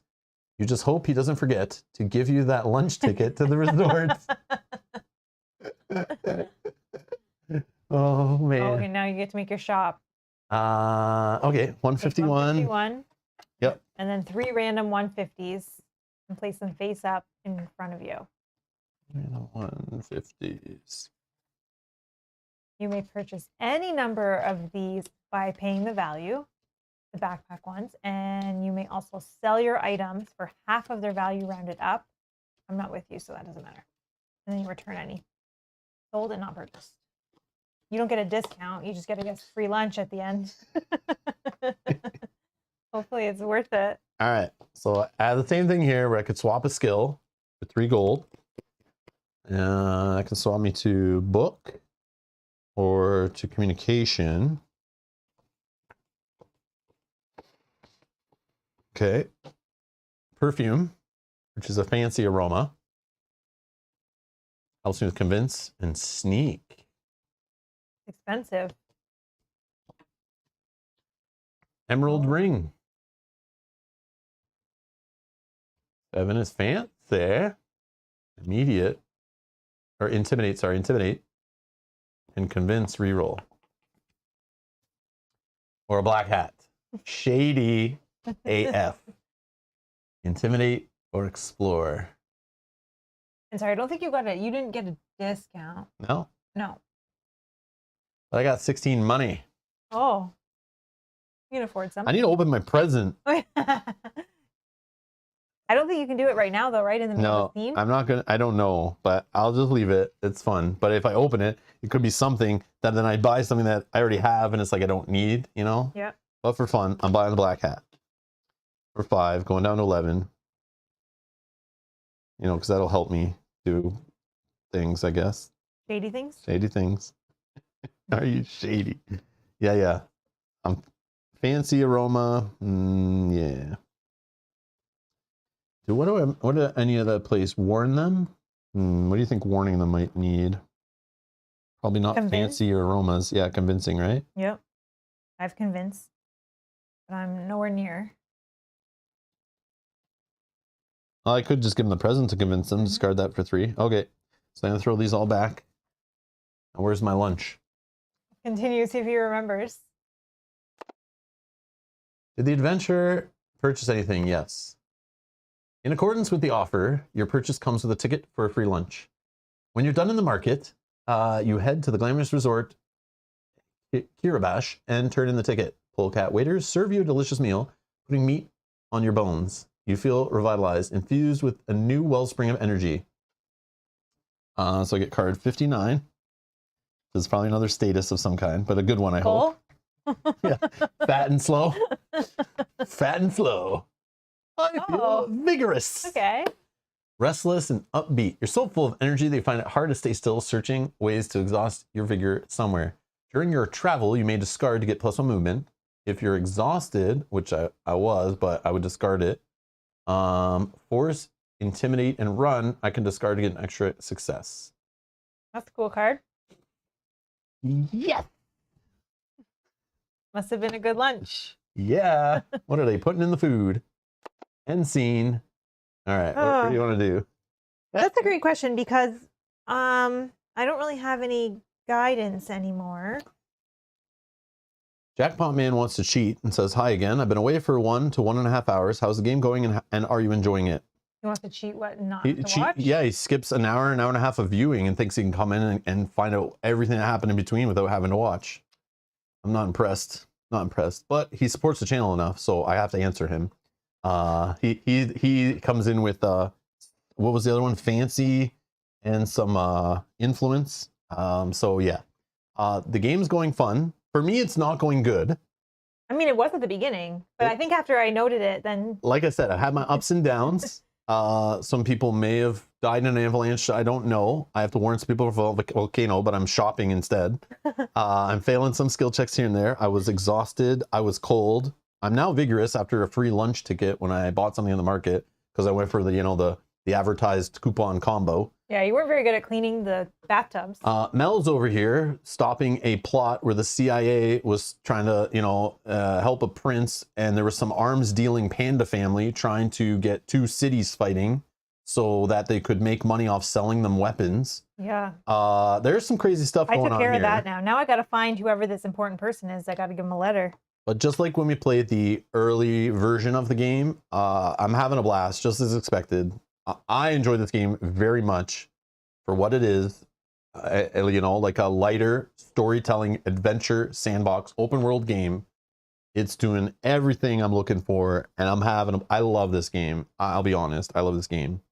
I do as well. Which is why when Sammy was like, "Do you guys want the full version?" I was like, "Yeah." Like, yeah, we had so much fun playing the demo that just like ended. I want more. I love this game. But yes, Mel, what are you thinking so far? So far, this game is really fun. It's very clever. It's very fun. It's light, so you can have fun with it. Yep. Yeah. The mechanics work. They keep everything organized. They don't get in the way. It flows. It's fun. I don't know. It's not like you run into these situations where you're like, I don't know how this works. Like, everything is very straightforward. You don't need to really reference the rules. There's some symbols maybe you got to look up, but you don't really have to go like, how does this work again? Yeah. As Matthew's saying, it's a beautiful game. It is in more ways than just visually. Like it's a well put together game so far. And like funny things just happen that you're not expecting. Like, were you expecting that free lunch when you went shopping? Like, no, it's funny. It's just funny. Yeah, funny giggles, surprises. Like, it's just neat. Yeah. And we're literally only in the first playthrough, and like there's this many cards, so many things to discover, so many events that could happen, so many places to go, so many months to be exploring, characters to use, storylines, quests. Like, there's so much. I don't know how many playthroughs get through to the point where I'm like, okay, I'm done, but I'm not sure. I agree. But anyways. Okay, I think I'm gonna go towards this quest. This is also where my personal quest is, and it's 3 away before I lose my mount. So 1, 2, 3. I can pick up this quest.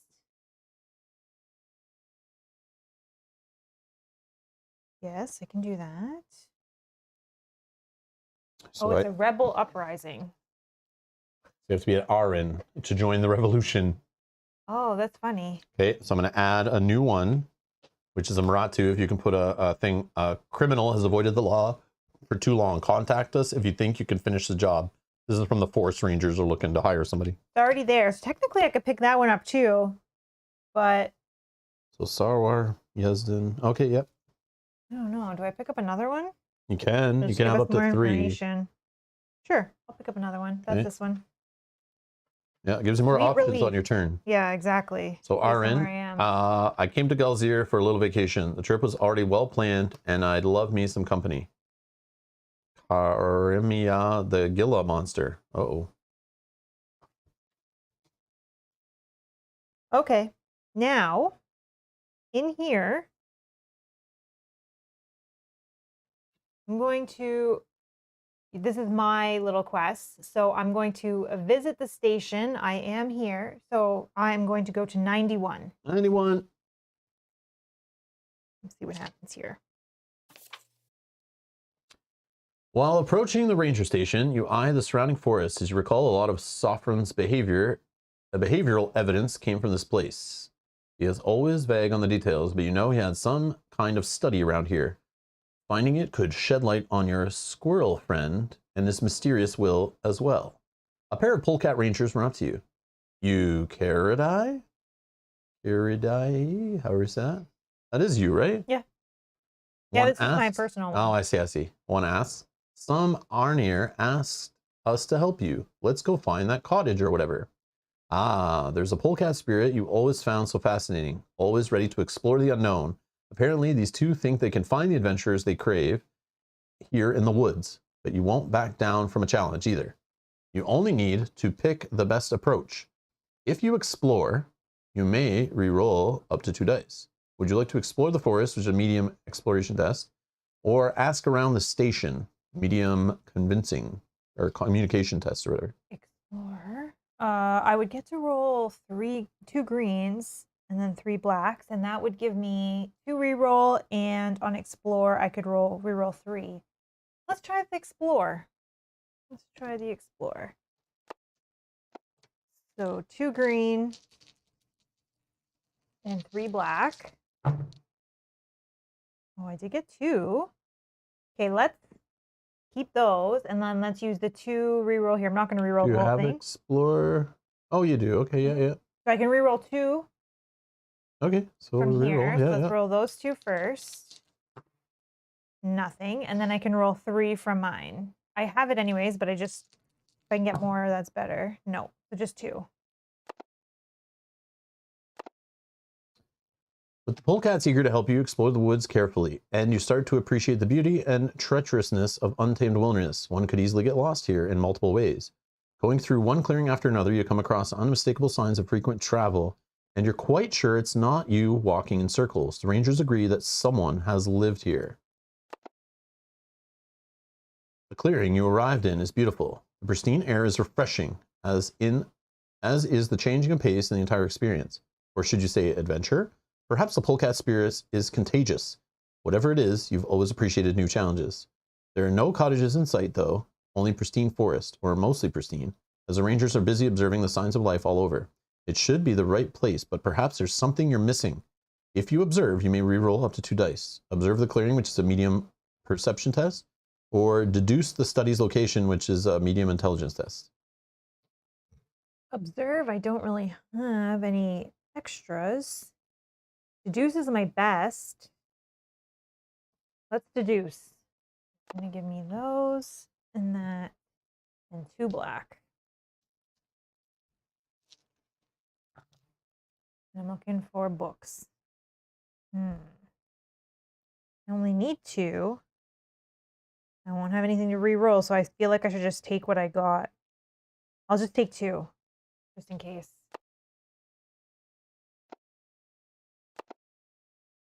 Thinking back to your research, an interesting thought comes to mind.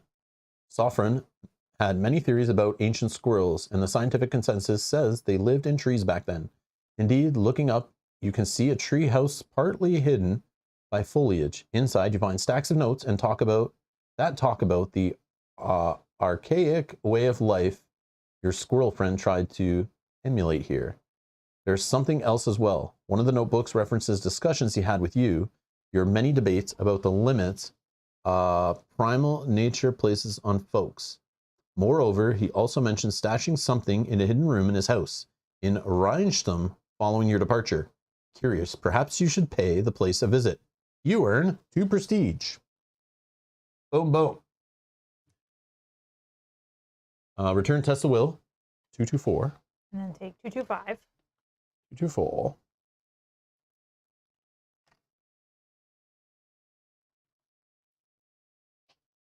So now part 3 is unlocked for your quest, which you can go to Rheinstum to visit Sofran's home. Oh, I already was at Rheinstum. Oh, it's part of your journey. Yep. End of scene. Okay. Okay, we're going to Wednesday. Wednesday. So we're just losing the mount, which I'm not paying to keep because we only have one more day. You're done renting it? I'm done renting it. 250. Okay. Okay, I only moved twice now. All right. This is our last day, right? Do we get to finish Thursday? I don't think so. I think once it hits you're right. you resolve this So 200. this is our last day. Last day? Yeah. Okay. Take care of the volcano. But again, it all saves. Like, it all saves. So even though it's the end of a game, we could continue the session, which you'll see the options for, or save it up for another day. And again, you can play with different player count, different characters, whatever. But both these players' states will save. Same with the world.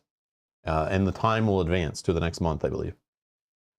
All right. Did I get to those people? Only if I had the mount, right? I think. Oh no, I'm in the place. I'm in the place. Yeah. Sorry, I'll do this. 383. Good luck. Keep forgetting what's pointing where, but I see. I also forgot to use my ability. Maybe I'll try to use it if there's anything that comes up this last turn. Yeah, so I totally forgot about my one-time game ability, but on those times where I was like, I really need to help those people, I should have done this. But now maybe you can do it here. But this might not have been the symbols I needed, right? Right. Hmm. Yeah. I don't remember, but that one's not as good, but for mine, I can change it to my best. Mm-hmm. One sec. The throat tickle is approaching. Good water? Yeah. Which I need to drink more of, especially while I'm reading so much.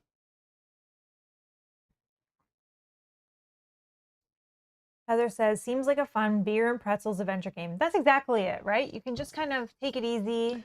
Yeah. But it can be a little higher than beer and pretzels. Like when I think beer and pretzels, the latest one was like when we played Massive Darkness 2. Right. You don't have to pay attention to anything that's going on. Just roll with the flow, go one way. There is strategy to it, of course. But in this, I think if you're paying attention and keeping track of things and where things are happening, and where things likely are to be, and where you've seen things and what skills you're working on, there is more game here than we're treating it with, I think, today. You can play it beer and pretzel, kind of like I'm playing it, just having fun, letting the story throw me around, spank me around and stuff. But I'm telling you, if you like spend more time in this world, you'll get to know what's going on and where things are and where you should be going, what you should be doing and how to value things. And maybe if like, I'm going to take this kind of quest, maybe I need to make sure I have these kind of items and tags and skills and kind of lean into that stuff if I'm looking for more prestige, like, you know? Mm-hmm. So you can game it a little more than the beer and pretzel stuff, but you totally can approach it beer and pretzel style for sure. It can definitely be played that way. All right. No one seems to have paid any mind to the warning signs of impending doom. Tremors come and go, shaking the city as ash floats from the sky at regular intervals. Galzyr, a volcano north of the city, is clearly waking. Those around you seem unconcerned, continuing about their daily lives. You can't endure their calmness anymore and ask the host of locals about their thoughts on these worrying signs. Oh, that's nothing at all. I swear, hon, it's fine. Just Galzyr having a grumble. First time you've been here in Chabar, huh? These occurrences feel more like omens of a natural catastrophe and not to be dismissed so lightly. The Chabarians need to take heed of these warnings. Do you have a cowardice tag? Not at this time, but I'm sure I'll earn it at some point. No. If you convince, Mel was on it. She knew convince was the jam. Makes sense. Yep. See, Mel's playing the game. I'm just like, let's break some stuff. Well, let's see if we can. As we saw by the devastation that's happening in the north. Let's see if we can break the game and the world and the people's lives. Let's see. I'm destruction. Mel's playing it properly. The prestige count, actually.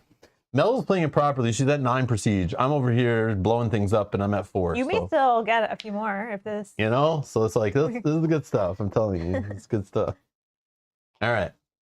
If you convince each partner, we're not playing a partner because you're not in my space, and companion gives you a success. So obviously, the more people I brought with me to convince the people to go, that's another aspect, right? If you play more of the partner style, or if I had a companion with me, I could help more, which makes super thematic sense. But it's a hard communication test. But I have a gift. I have a gift. And you have your vigor, right? Which I think helps you. Can you not just discard it? Only on force, intimidate, and run. Oh, okay. Never mind. Oh yeah, could have got 1 extra movement on. Yeah, okay. All right. I'm going to convince because I have the gift to give them. So I'm not going to open it. So you guys will never see that on this episode. Or until you play your own game to find out what the mystery present is. Even though I do want to see what is possible for a 6 gold, it better be good. But I'm going to convince them. Okay, so I roll 5 black. And you need 3, right? Yeah. You have no other convince tags? No. Okay. I don't think. No. It's not tags. Or like a verb. The verb. Yeah. Yeah, sorry. Here we go. You got none. None. 0. I'll reroll everything once. Just think about going up there just in case. You got none. That's also none. All right. But your present gives you. I will discard this to get 3 successes. Wow. So I'm giving them a gift. Oh, hold on. Oh. No books. No books. Okay. You did get. Oh no. Okay. Interesting. A secret little book roll would have got it. I wonder if I had a book on the first roll. But I didn't know. You don't know, right? You don't know. I like that little surprise mechanic. All right, so 3. So I'm discarding this, 247. I'm putting it back in here. It is bugging me. I'm going to lose sleep tonight, not knowing what was in the mystery present. But, You'll forget about it by tomorrow. Yeah. Hopefully I see more when we play this game, because that seems like a really cool idea. All right, with urgency, you get the attention of many citizens and try to convince them of the impending doom. Your message takes root in some of them. They begin the endeavor of gathering up their loved ones and possessions so they can leave before the volcano can spew anything else at them. They are the lucky ones, as Galzyr detonates, distorting the sky with the colors of fire. Trials of lava leak from the mountains, destroying trees, buildings, and more. The voices of the Chabarians scream as their city is being destroyed. Lava pushes into the streets, driving some folks onto the roofs or trapping others inside. As the molten flow piles against the walls of the buildings, earthquakes have shaken the tallest buildings into low rubble. Ash falls from the sky, blackening all. Those in need call for protectors to save them. Evacuation has begun, thanks to you. With less panicking folks in your way, it should be easier to render aid. Each sentinel tag gives you 1 success. What is with this sentinel stuff? Yeah, I don't know. I need to find out what that is. Okay. I could climb and save folk from the roof, which is the skill I'm looking for, or force the rubble away, which is medium. No, I'll do the explore thing. Okay, so I can do 2 yellow, orange, 2 black. Keith also says a quick review of history shows there were 0 books in the first roll. Thank you, Keith. I knew somebody would check, just scrub back quick and find out. Thanks, Keith. I could have done it too, but it's all good. I was just curious. Dana, I also agree with you that the partner stuff would be better in a higher player count because you have more people, right? If 2 people are too probably spread out. But here's the thing I would do too, is depending on the players you're playing with, maybe one session you just sit down for the couple hours to play or whatever. And that session you just say, I'm going to meet up with you and help you a little bit on your quest. Yeah. Then next session you come and help me along with my stuff. Or if just some of the things you're working on just kind of align with things that I have going on. Yep, which at the start we could have. We could have. But I was like, no, I want to see more things and like just explore the game in different ways. Yeah. Just to show it off different. But yeah, if I was playing it, gaming it, like with Mel, I would have for sure saw that we lined up on 2 things at the same location. Let's go there. let's help each other to succeed more, which means more rewards for you, more rewards for me, you know, and then we push forward, especially playing co-op seems like a good way to play. And again, you don't need to rush through the game. Like, I'm going to explore random things over here. You're exploring things over there. Well, who's to say we don't just explore things together and play fully co-op, and we can explore those other things over there later together? Yeah, you know have what time. I mean? Like, this game is so open. Like, you just sandbox, you just play it how you want, you know? It's so cool. Don't roll yet. The Evil Weevil says it might be a good time to use your power, I thought of that. which are some of the dice you have in your hand. But do you think this is the time? I was thinking about saving it to see, like, maybe there's one more check, you know? Like, This is your last. All right. Oh, I see. I see. I thought of it too. I did think of it, but I was like, maybe I should save it for one more. Okay, I'll do it. Let's go. Let's go. I'll discard it. 0, 0, 0, 0, 0. Okay, so 2 orange, 2 yellow, 4 black. Just because you want it done, I'm doing it. You need all the successes for this medium test. And if the next one is a, if the Is an next one's like a unknown? might test or something, and you know, and it's like would have been better. But maybe I could have chose the other one. Do I do the might test instead? Oh, and force the rubble Because away? I have the same dice, right? And they both are good for each other. That is true. What do you think is better? I don't know. Let's ask the chat. What do you guys want me to do? Hold on. Do I have force? Anything force?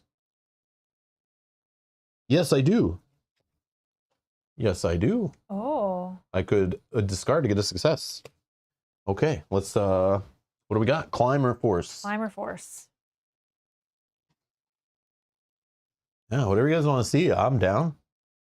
Because, yeah, if we use the ability, it kind of levels the playing field a bit. So I'll put that poll in for a minute. Gives me a chance to sip some coffee. Keith says, we've already seen that you suck at digging people out.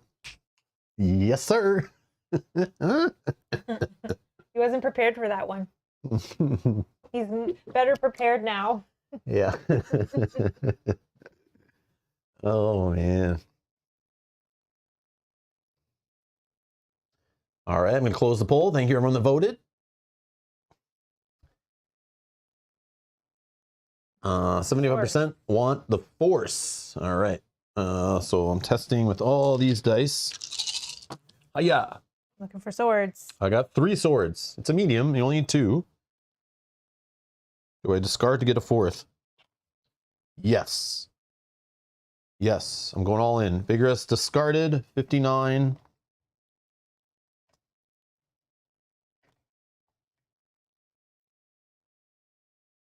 And see, the other thing is that ability is 1 per turn, but that discard I just did, I could save that and probably still have Carry it. that over. Yeah, I could save it, use it in the next game session when I feel like there's something more important, but it's okay. I'm just going to burn it.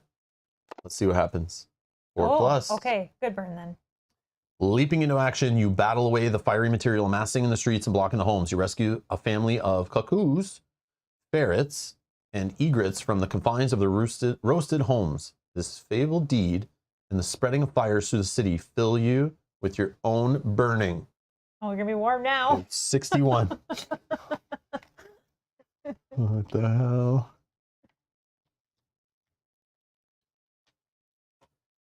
Inner fire. Look at this guy. It's me. It's me right there. That is you. Heated and I'm upbeat. Your passion burns red hot and your body yearns for action, anything to satisfy the fire within. In these other tests I'm not so good at, Hasten 1, which hasten is a timed effect. Move the timer token. Oh no, hastening always refers to the time effect of the same card unless stated otherwise. Oh, okay. So this one, so if I do the tests I suck at, You have to. I lose this card faster. Yeah. I get it. But in a sneak, a fight, and a climb, I get an extra success. So cool. Okay, continue. When you finish, the flows into the city stops. Chabar is in ruins. The injured and deceased are common as litter. The central buildings are a radius of rubble. Hardening lava fills the streets, forming into heavy chunks. Popular destinations such as the market, resort, Karabash, and Wet Feathers are gone. Chabarians must now perform the daunting task of rebuilding their lives. Oh, at least you saved some of them. You earn 2 prestige. Okay. Return Slumbering Giant 183 to the library.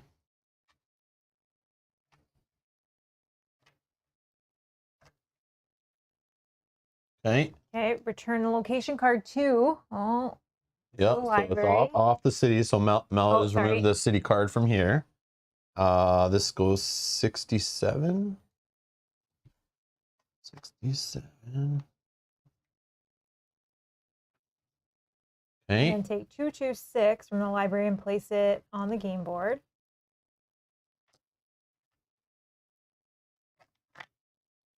So again, we're playing winter, so I'm assuming it's this side.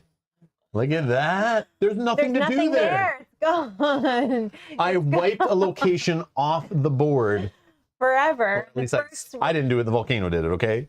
Just to be clear, I didn't do it. The volcano did it. This is awesome. So we get to see the world changing, like a whole town wiped off the map. In the first session. That's awesome. This game is awesome. All right. Then take 270 from the library and place it next to the game All right. board. Wow. Oh man, so much death and destruction on my side going over here. I mean, you had almost got assassinated. Your prince did. Almost. You're stopping wars. I'm watching the world burn over here. Well, here's a global one.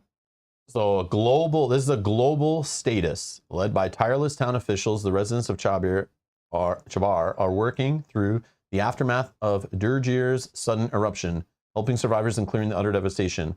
During setup, so this is during setup the next time we play, take a random 298 from the library. And when we save, if the library has no 298 available, replace location 2 with 227 and this card with 271. So obviously, it's gonna get worse. No. I think over time the city rebuilds itself. Oh, you're right. You're right. Because you're right. Yeah. They did talk about that. I think that's what it's. That's cool. That's cool. Okay, I thought it was man. worse.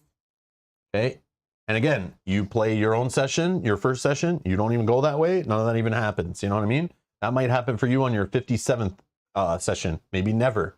Maybe based on your choices, you don't even see that. Based on the month and the time you're there and all these things that happen. It's so cool. So cool. End of scene. Alrighty. What are you doing? That's a great question.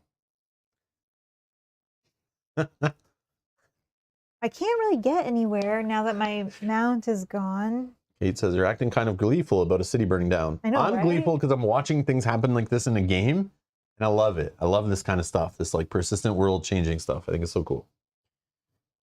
And it's like not what you expect. Again, you're playing a game full of like cats and frogs and like animal creatures, and it's like it's real world stuff happening here.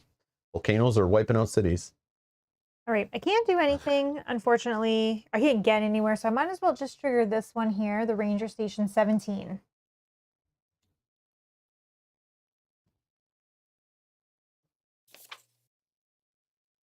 Rangers in combat groups are removing rotting wall boards in the area. Some from the sheds attached to the adjacent attached to or adjacent to the ranger stations. Others move through the woods, tearing down abandoned shacks. While they work, the Rangers joke about being a quiet day without any criminals escaping. Rangers ask those in the area to volunteer in helping pull down more rotten shacks, showing off a long list of locations. The forest is riddled with structures that folks put up without permission and then neglect when they are done. If you don't want to join in their hard work, you could always visit Maratu's well-traveled inn. So you could force rotten wall pieces off, which is an easy might, or visit the inn. Give me some. I'll visit the inn. You smell of a home-cooked meal and sounds of merriment inside the inn tempt you enough to head inside. Does the library have 285 available? I don't know. Let's ask it. Yes. Yes, it does. You enter into the smoky interior of Maratu's inn. A few small groups of outdoorsy types are relaxing on simple varnished furniture, some of which are playing a round of darts with open positions for anyone who wants to join in. Upon a music stage in the east corner, a nightingale is acting out sections of theater classics with an empty hat laid out to accept tips. The innkeeper at Kola by the name of Melesip puts up a sign asking for help in the kitchen today. For 4 gold, you can play darts. It's an unknown perception test, so who knows what the successes you need are. You could pay the actor for his performance, throw a tip at him for 3 gold, or help out in the kitchen. What do you think? Well, I only have 4 gold and I don't want to spend it on this, so I will help out in the kitchen. Maybe I can make some money for next. Help out in the kitchen? Yeah. You settle for doing some light work in the kitchen, preparing supplies, washing dishes, and so on. It's not too difficult, even if the toad cook named Togapo is a bit brash in his demands. It's not you. I'm harsh on all my coworkers. If anything goes south, the blame will always be targeted on me. He croaks as the toad cleans his blade on his apron. For your troubles, you earn a free meal, lodging, and some pocket change. A good deal all around. Yeah. You gain 3 gold. Nice. That's what I wanted. Give 59 to the library to the adventure. 3. 7. Yeah, I didn't want to give away if I only had 4. Well, you are a vigorous for resting and eating and great meals all around. All right. Nice. End of scene. So now we go to Thursday, which we'll move this, fire off the matching token, which is our harmony card that we had to choose at the beginning because we're playing cooperatively. So now we're going to go to 200 in the app.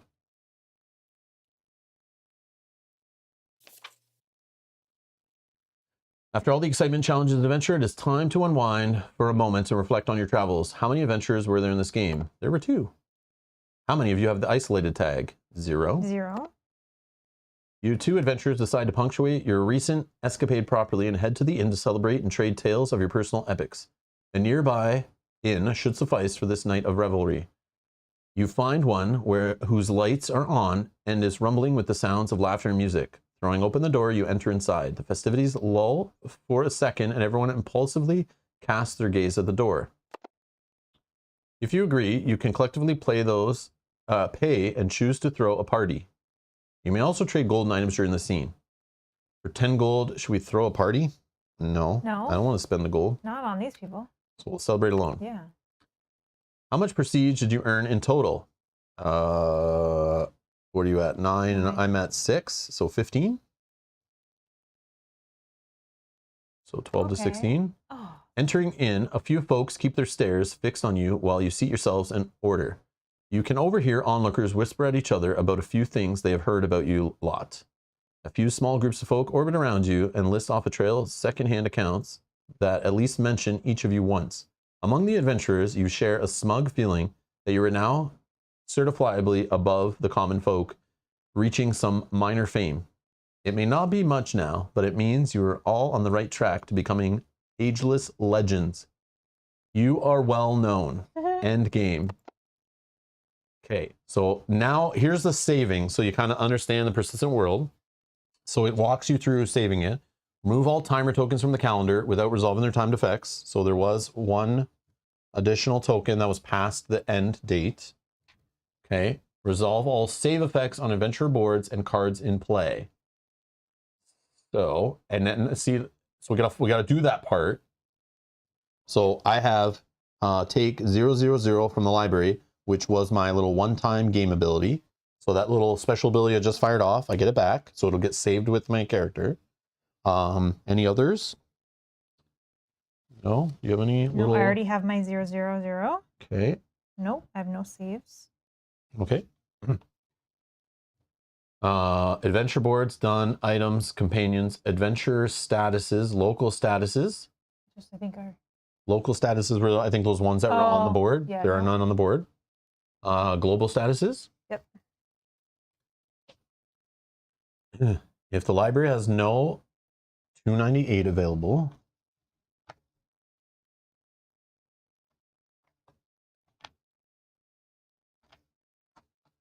it does. So it's good. Okay, we're good. So we just save it with the global save stuff. Okay. And then this one. Replace this card with 10 from the library. So 9 goes in here.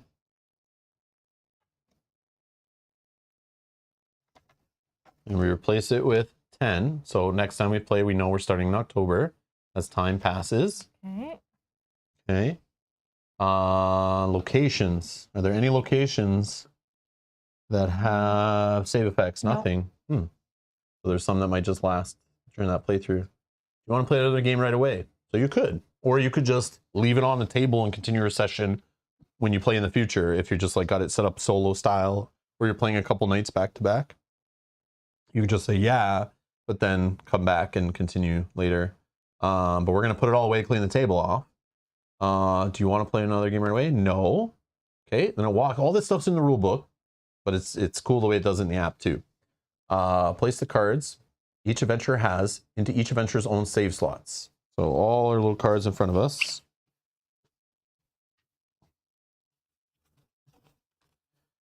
And it's easy to know what they are because in the top left corner it shows symbols, but on the back the card types are very specific, so you know where to put them in your little play area. So I'm going to put this behind Boomir's little save slot, and I'm going to put this behind your little save slot. Okay. And then place all the remaining cards in the global save slot. So obviously the board, all the locations on the board, the global statuses, our harmony card for co-op, our events. So the events, we do not shuffle this. So if things were changing in it, it just stays the way it is, but we obviously just kind of shuffled it at the end. Not in order, but it's fine. I'll put Yep, they don't need to be. That's fine. Okay, so all this stuff goes in the global save slot, which is in the back here. Okay, and then pack all components in the game box, making sure to adjust the gold, not to adjust the gold dial. So your gold is saved on your dial, and it is tight, so it shouldn't move, but just be careful. There is a components tray in there, you know, on the bottom of the box. So there's 3 trays. One's the component tray, it's a little higher, and I just have all the baggies and some of the components the characters we didn't use. So, you know, you could just store you lay your stuff down there, and like your skills are saved, your gold saves, your character's just there, you know, and then if everything else is in baggies or containers, you can put them in there. There's extra room in there, all your dice and stuff. And then, yeah, you just throw in, you know, your card trays, and then, you know, put your board on top and everything. Obviously, I wouldn't recommend putting this on its side, but it does get pretty full when you put all the papers and books and stuff. But I don't know with the board and the books if it can be turned on its side. So just keep that in mind. It's one of those games, obviously, with like decks of cards. So like you tilt it on its side, be careful. You know, but it comes with these foam things to like store it in. But again, if you have sleeve cards, it would fill it in a bit more. Probably wouldn't need this one in here. But yeah, that's the game saved. So when you set it up, you just go through the setup we did at the start. It's 100% the same, except for we get to choose the location we start in instead of going through a first time starting quest where you're not on the board yet.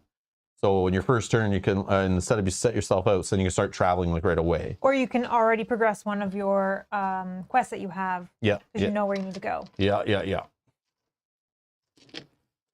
Oh.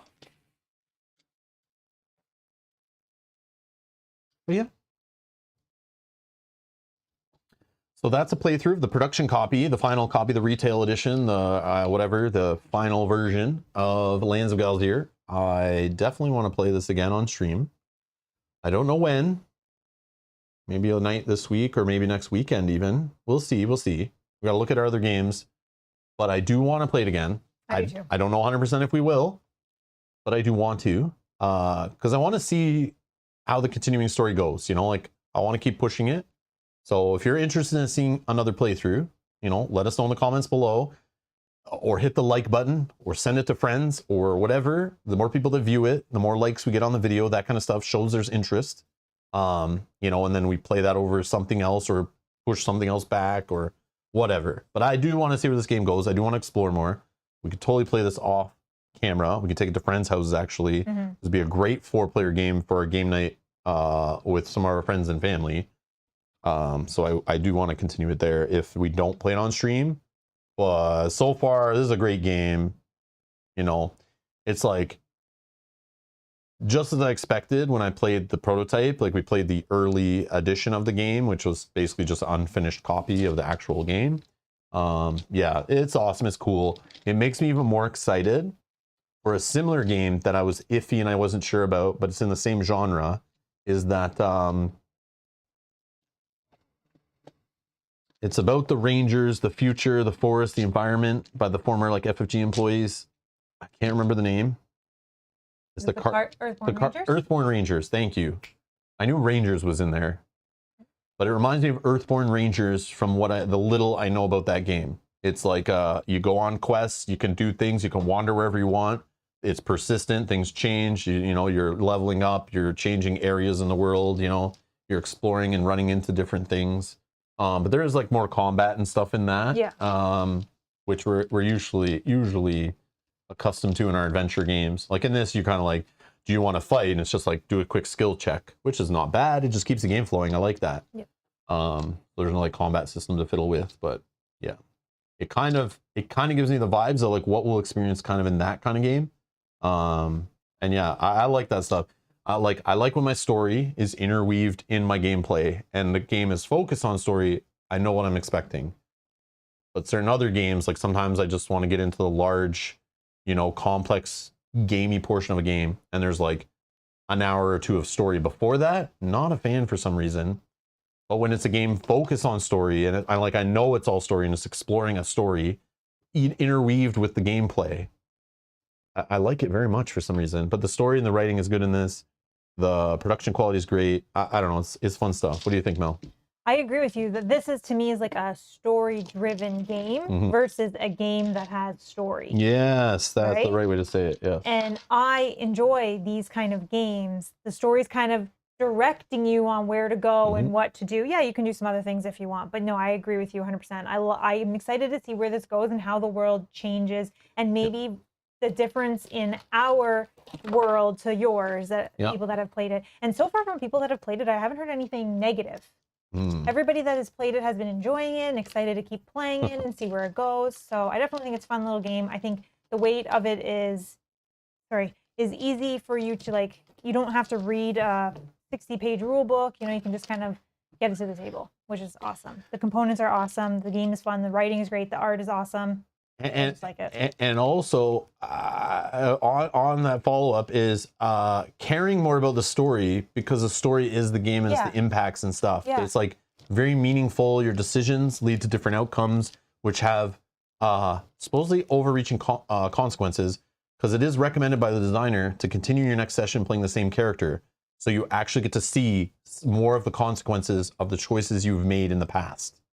And that has me excited. Yeah, and that's, I think, what I'm excited for, to see where it goes and how decisions we made today will influence future playthroughs. Yeah, so it doesn't feel like that artificial story with choices, but it's really just linear. Right. As you get, and sometimes like the decisions you make don't really matter to the gameplay. You're still playing the same, and there's barely any changes. Like, that's not what I'm getting here, and that's why I care more about the story in this one than some other games where I kind of get bored, lose interest, and just don't care. But I like this little world here. This is fun. It's definitely fun. It gives me that Zelda Breath of the Wild vibes in a board game, and I love it. I do love it. Which I'm excited for the second one to come out, hopefully in March. Can't wait to play that. But yeah. And then things like, what is in that present box? Like, we'll just never know, you know, because we could see it again because it went back in the library. It didn't leave the game completely. We could not. It could show up again.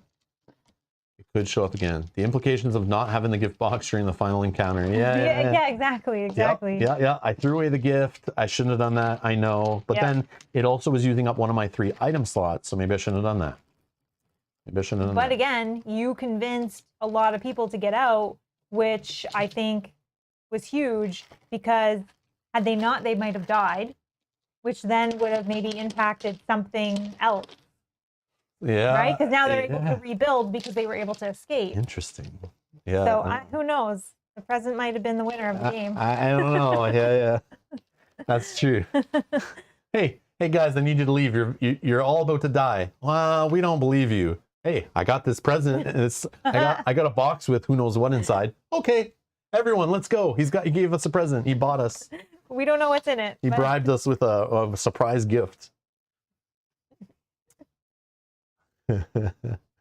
Anyways, that's going to be it for today. Thank you all for watching. And our next stream schedule right now is for Tuesday to play more Lord of the Rings, Journeys of Middle-earth, another adventure game with an app, but with the Lord of the Rings theme. If you're watching this and you're not familiar with that game, you should probably check it out.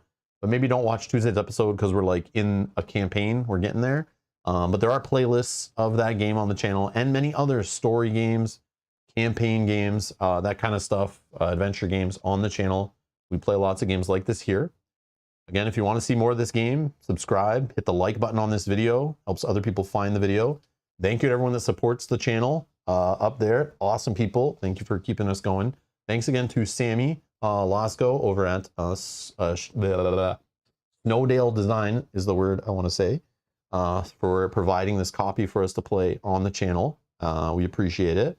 If you own this game and played this game, I'd love to hear your thoughts and what you're thinking down in the comments below, because it not only helps me when I read that stuff, it will help other people who might be watching this video and maybe want to get some other impressions from some other people who have different backgrounds, experiences, feels for the hobby. So if you've played some of this game and have thoughts, I want to hear them. If you never played the game, you just want to give your thoughts on a game you never played, I don't care.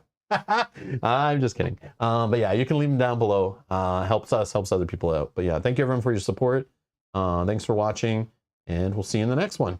Bye. Bye-bye.